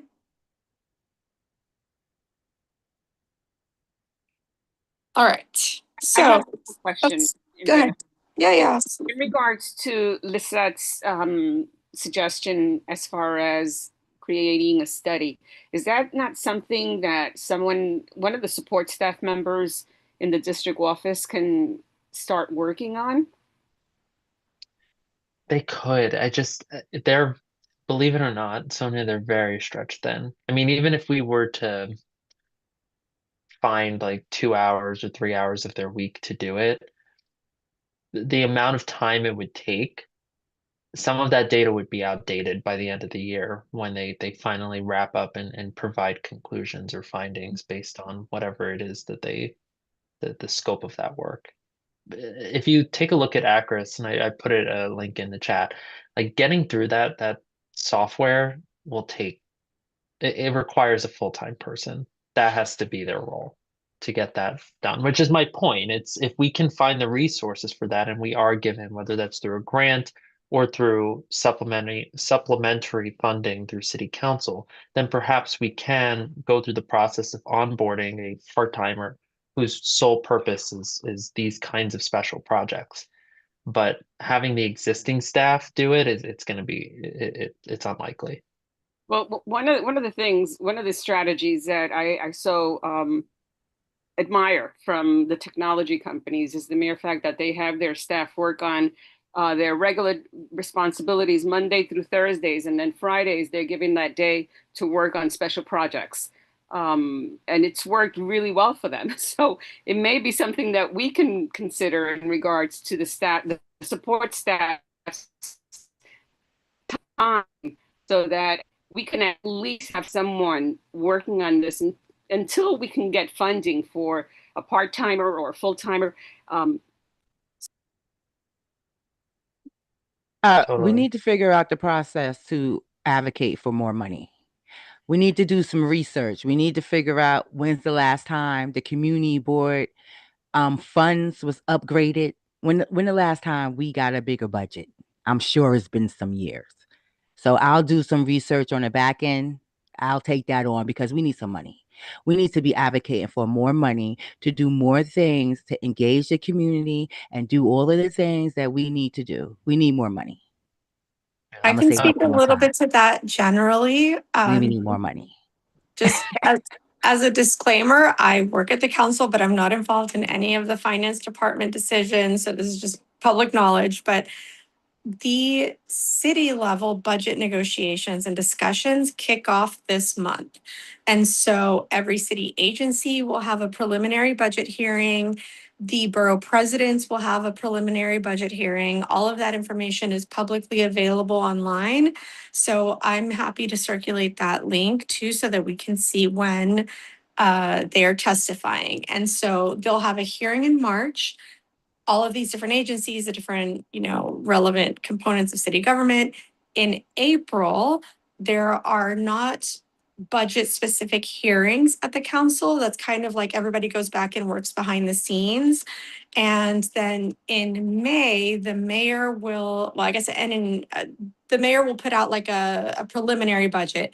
Then in March, there's public hearings about that budget with the different agencies. April is kind of like everybody goes back to do their calculations and prioritize things. And then in May, there's another round and it's the executive budget. So the mayor will put out like an updated budget saying, here's like my sort of like proposed final executive budget. And then there's another round of hearings. In the preliminary budget hearings in March, there is the opportunity for public comment. I don't know if we as a community board have ever submitted public comment or have testified. But, in theory, I think we would be potentially open to do so. The executive budget, you can submit public comment like a written testimony. Sometimes they have public testimony after each hearing, or sometimes they just say like, okay, the last 3 business days of the month, or the last 2 business days, or sometimes even 1 business day of the month, we'll hear public comment on any of these, city agency budgets. And that just kind of depends on the speaker and priorities and things like that, how that shakes out. Yeah, And well, I then, testify often on And all of these committees. So we need to find out when they're having the budget hearing for the executive budget. Maybe civil services. Who does that? But we need to become friends with the finance chair, for sure. And we need to, Anthony, when you go to the monthly meetings with the borough president, because all of the chairs are there, like together, put them all to the side and say, listen, we need to tell the borough president we need more money. Totally. So the borough president did establish a timeline for us, relaying everything that Indiana just said. And so it's my prerogative to, of course, in the borough board setting, advocate generally for the 12 boards in Manhattan, and the borough board will be putting out a comment letter for all 12. But that doesn't obviously, prevent us from putting out our own comment letter, number 1, which I think we should do, and I don't believe we have done, at least not since I've been on this board. And Indiana, you can attest, I'm all for comment letters wherever the community boards are asked to comment, we should be commenting. But secondly, I'm also all for hearings, and I think Robin may have heard me say this in licensing, and others may have heard me say this in licensing, but wherever we're invited to a hearing to convey our thoughts and opinions, we should be doing that because that reinforces the board's position, and it's more likely then that the stakeholders who have these decision-making powers will listen to us and act on our side and not others. So I'm all for that. And yeah, me and Tanisha will go and show up to these hearings and rally the good fight. And that's You have one my thing I like support. about testifying at these hearings. You can also do it on Zoom. Mhm. So sometimes if I'm multitasking and I know I have a busy day, I'll sign up on Zoom and listen in because I'm nosy, honey. And sometimes you got to be listening to some of the things that the heads of these agencies be saying, So yeah, we can testify in person, we can testify on Zoom. I always just put that I'm going to testify on Zoom, and then if I go in person, they make you fill out this little thing anyway. And I usually get called up first because They know me. But yeah, I think we should do that. Especially, yeah. So I put the link to the schedule for preliminary budget hearings. They do change sometimes, with some frequency. So I would say like certainly we should keep an eye on potential date changes, but I'm looking for housing right now.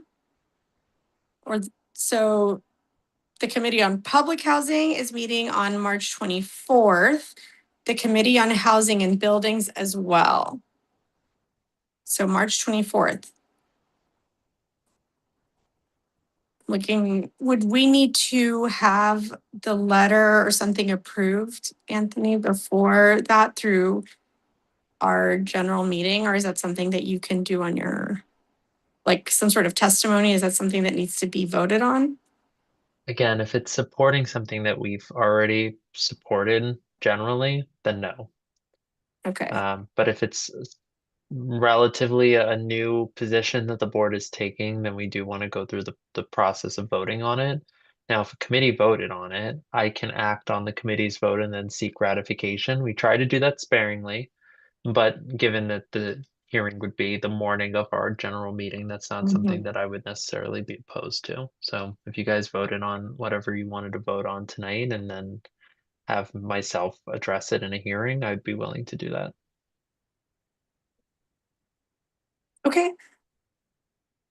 That sounds good. So then I think, so we would just vote then, like, this committee supports, like, submitting testimony to the city council on the need for more affordable, truly affordable housing for our community. Yeah. Okay. I probably need to sit that vote out because I work for the council. Am I allowed to call that vote? No. Okay. Motion. Do I have to? Sure, I'll second that if that's the way we're doing this. Yeah. So then, I All mean, in Jay is, favor, or I guess Jay as vice chair would be open to, yeah. Yeah, I'm fine. Don't worry. Sorry, Jay. I'm fine. I did in the end I put in the resolution from 2 years ago in the chat. Yeah, so you guys have that. Okay, so then since we have a second, does that mean now we take a vote? Yes. All right, so I can't run it, right? Is anyone opposed? I will I guess articulate not. that I have a conflict of interest, so I'm not voting. I work at city council. Okay. And I'll just state for the record, I'm in favor. Indiana's so cute. We know, boo. We know. I know, dude. I'm like so nervous Indiana's about like, all of that. Not trying to get me, okay? Exactly. I'm separated it. I'm like, I need my job. sorry, before we proceed to a vote here, so is the testimony going to be largely reliant on the standards that we approved in July of 2024? Because if so, I don't think we need to be taking a vote. I think so. I mean, I don't think that the statistics have changed that much in the last year and a half, 2 years.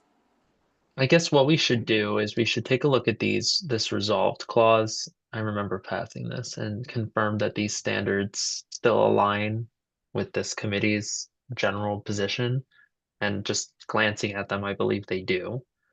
If that's the case, then we don't need to be voting. I can happily, I'm able to testify based off of this resolution. That was my point. If I'm just reiterating a position of the board, then we're good to go. Okay, great. Does that make sense? Sorry if I wasn't clear about that. Yes, that makes sense. Thank you. I am recording in progress. I'm logging in on my laptop to also click on some of the links.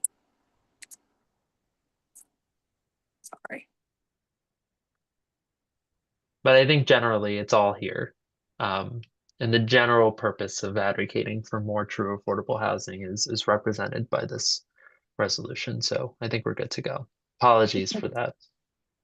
No. Honestly, I mean, I really appreciate you joining our meeting. I really, and Tanisha, you as well. Like I said, I really don't have much background on housing issues, so I'm learning. I think one of the things that somebody who came to our meeting last month, right, they were telling us about this rally that they had at the end of February, and kind of to Tanisha's idea about the People's Coalition, or I forget the organization that she mentioned, right? Like also finding other interagency, like intercommunity group efforts, I think could be another kind of avenue for us to get involved. Do we have to like get anything like that approved, or can we reach out and just invite whomever? Like, I know it's one thing if it's a CBO or a city agency. Is there any concern, like, for example, if there's a Democratic club, or if there's, anything like that, any considerations or red flags? I think it depends on the exact parameters of what they're going to speak about. Okay. As long And as if it's not political, right? Yeah.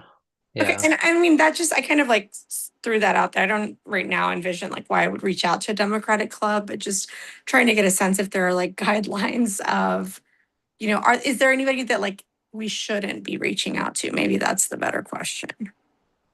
Right. Because like, Yeah. for example, I haven't done any background research. Like I trust that Tanisha knows this, coalition, right? But I don't know anything about them. So like in theory, they could come in and, say something terrible or whatever. And so I don't know like what the guidelines are. Do we need to like speak with them beforehand? Should we run that by you or the executive board if we're not familiar with the agency or the coalition? I want to think about that one a little bit more. The first thing that comes to my head is registered lobbyists. I feel like there's rules around when they Oh, yeah. present before bodies, but Sure. beyond that, I don't know if there really are any other restrictions. So I'd have to look into it. All right, thank you. Okay. So it is 8:38. Really appreciate everyone joining us and keeping us together. So I think unless there's other stuff about this topic, maybe we move on quickly and run through the rest of our agenda. Does that sound good? Okay. I just have a real quick question. Sure. And I'm not rushing us. I'm trying to be mindful of the time, but like I'm happy to stay on as long as you want. The Civics Engagement Commission, right? That promotes that deals with the people's money. They have different like focus groups throughout the different districts throughout the whole city. And I'm kind of wondering, like I've served with them now 2 years, and yet I've never received or seen any information on the focus groups prior to the focus groups coming together and submitting their ideas and their the problem with the solution so that they can get some of the city funds to do different programs in the community. So my question is, who gets that calendar, Anthony? And how can it be disseminated in a more effective way so that, excuse me, so that there could be more of us engaged in that process? Yeah, I'll tell you, for the couple of years I've been on the executive committee, one of the things I noticed with the CEC is just a lack of transparency and communication, which we've reiterated to them. For example, like last year, they had provided a series of trainings specifically geared to community boards, and yet they didn't provide any information about those trainings to our board.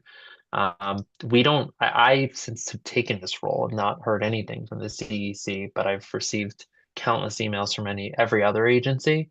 So to answer your question, I don't think we do get any information from them. I will work with Kiana, who is now the new district manager and likely has some contact at the Civic Engagement Commission, and we can figure out how we can best coordinate with them, and I'll come back to you with a better answer. Sonia, but you say that you are you like sit with them, or you're a part of that coalition or that? I facilitate the proposals that are going to be on the ballot. Oh, okay. So This is by like the time- public funding. Yes. Okay. By the time I see the actual, proposal, I mean, it's already been documented and disseminated. And it's like, okay, so who were the people who submitted this? Like, here we are in CB12, and I've never seen the dates for these focus groups. And according to them, they go into different communities and they meet with community members, and the community members come up with, they state the problem, they come up with the solution, and then the city gives them money. They can apply, right? They can apply for the money to carry out the solution. So I think those are funds we're missing out on. Yeah, definitely. Thank you for raising that.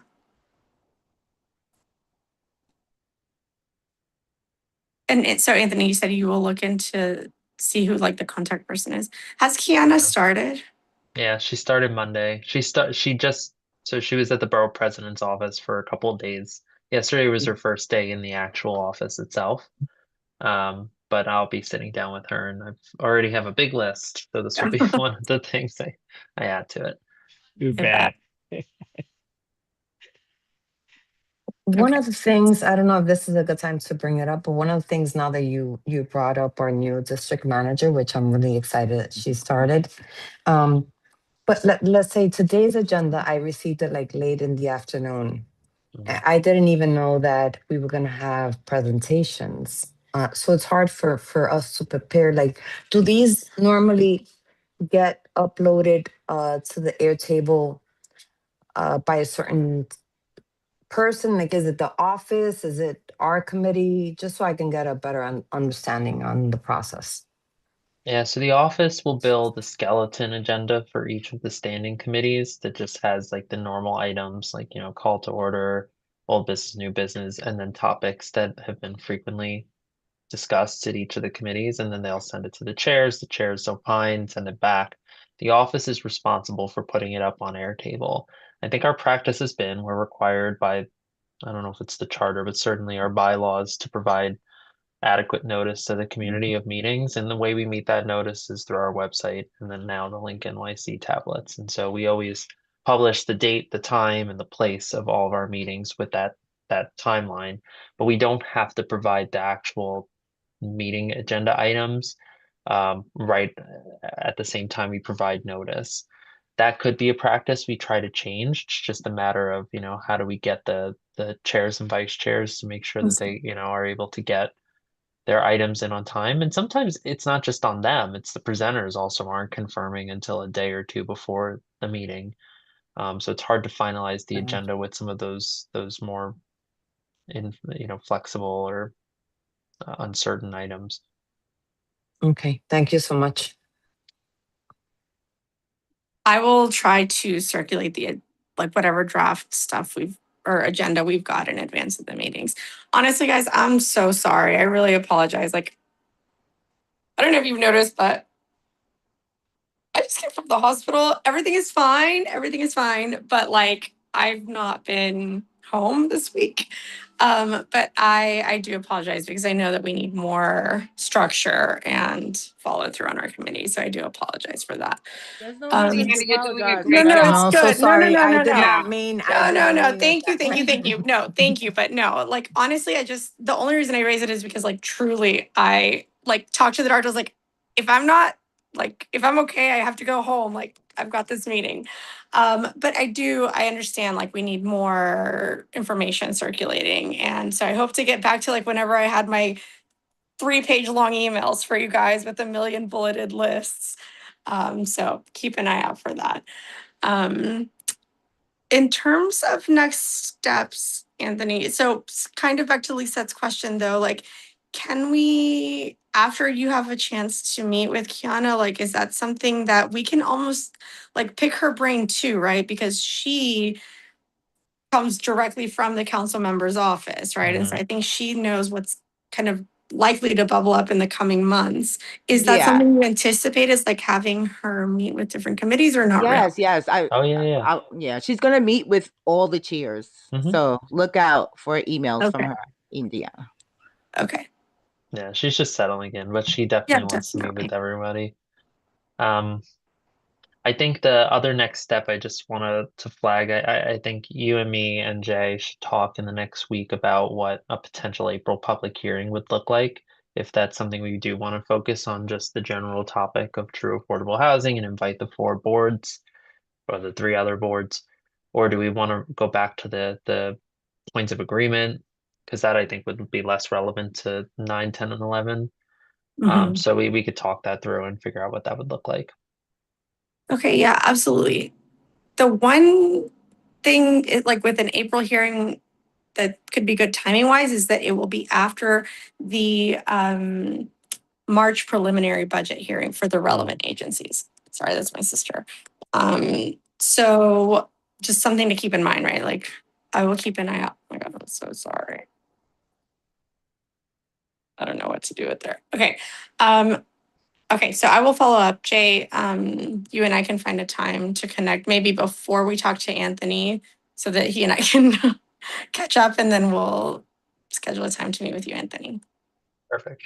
Okay. All right. Anything else on some of these housing things? No? Okay, I just wanted to circle back. We don't have any elected officials. I'm pulling up our agenda right now. We don't have any other community-based organizations. We heard from them already. I'm going to follow up with Bruce too, because part of the presentation or one of the things we had on the agenda for tonight was this HDFC tax bill at the state level. And certainly we could have heard from Senator Jackson's team about that, but also we're supposed to have a representative from the Save HDFC's coalition join us. And also a member of our community board that had connected us with them. So I'm going to follow up if there's still interest to see if they can join us next month. I'll circulate some information about HDFCs. I myself will try and educate myself about them, but just kind of going to throw that out there for next month's agenda. And then I think just to talk about old business, we had talked about potentially a resolution relating to SNAP benefits. So as kind of a recap with the One Big Beautiful Bill, one of the components of that was that there were provisions that required states to put in more money towards SNAP benefits. So, food assistance. And another key piece of that is that there are now going to be work requirements for people, I think, starting at age 18. I believe it's like age 18 to 64. And it's a work requirement. There's specific, it's 18 to 64.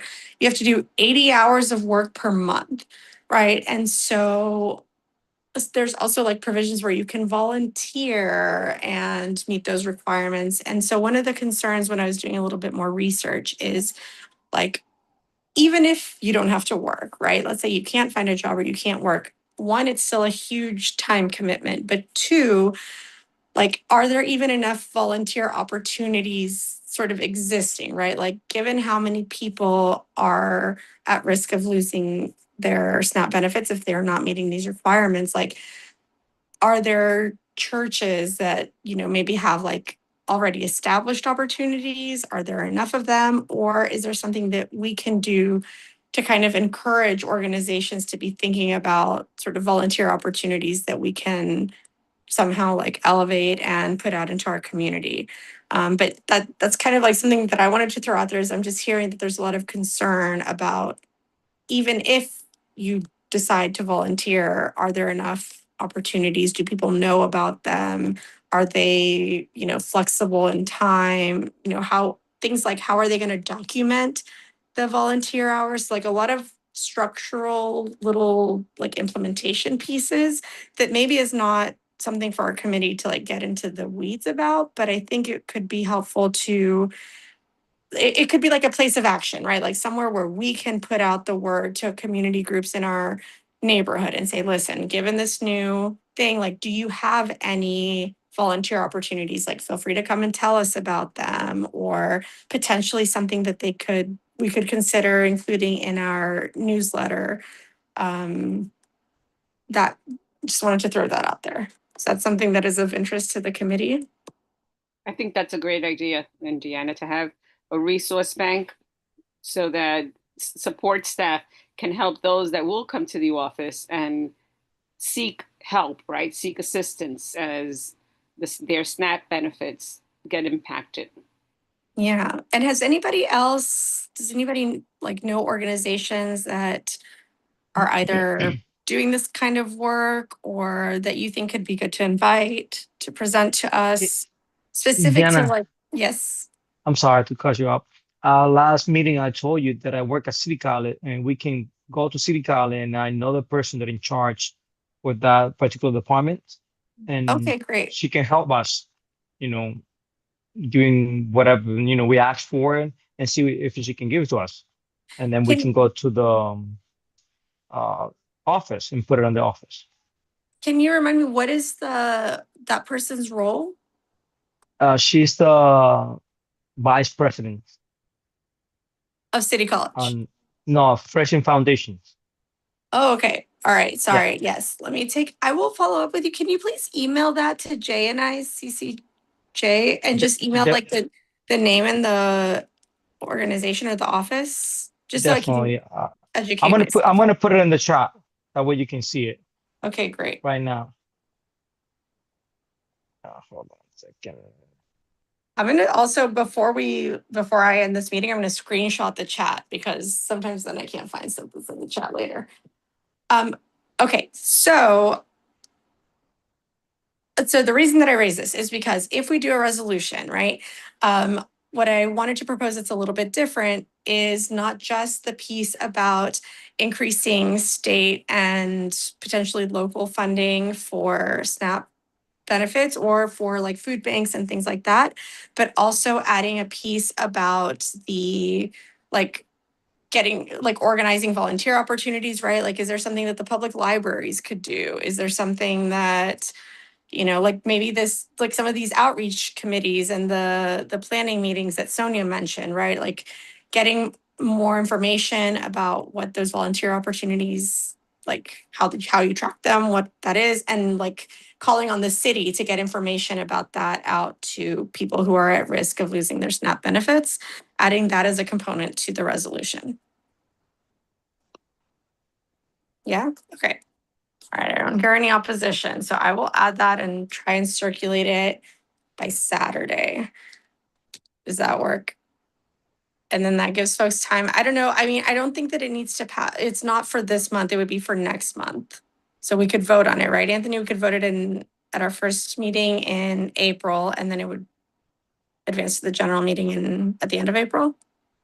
Okay. All right. That is all that I have on my list of old items. I open the floor to absolutely all of you guys. I Please, have a quick question. Yeah. Sorry. No, go ahead.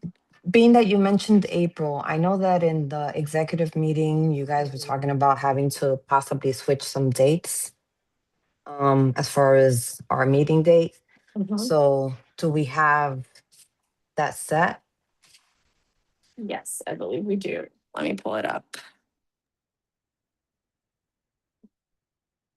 I believe it's going to be here. Let me see.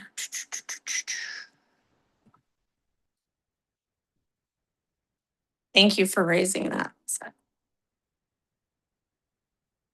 Anytime. I just put her name on the chat.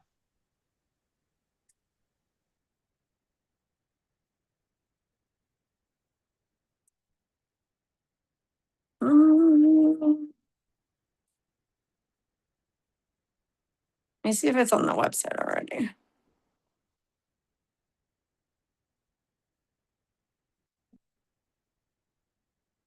So I believe we're meeting on the 9th, Thursday the 9th, and that meeting will start at 7 p.m.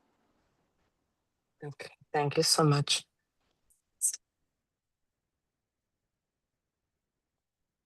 Okay, all right, I'll keep it moving. Is there any new business?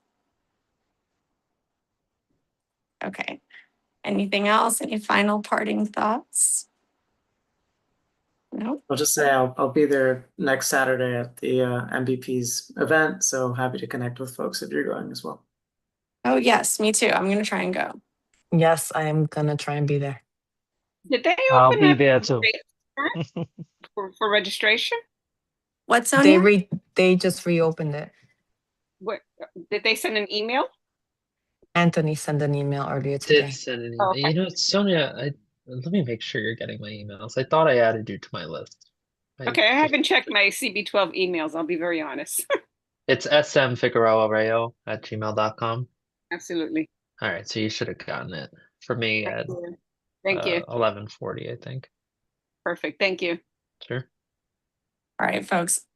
If there's nothing else, I'll call the meeting and I will then keep working and send you guys some updated information. Motion to adjourn. Yeah, thank you. Second. Perfect. Thank you so much for Good Have a night. great joining night, us. Thank you guys. for your patience. Thanks for all your ideas. Thank you. You were amazing tonight. Good Have a night. good No. night.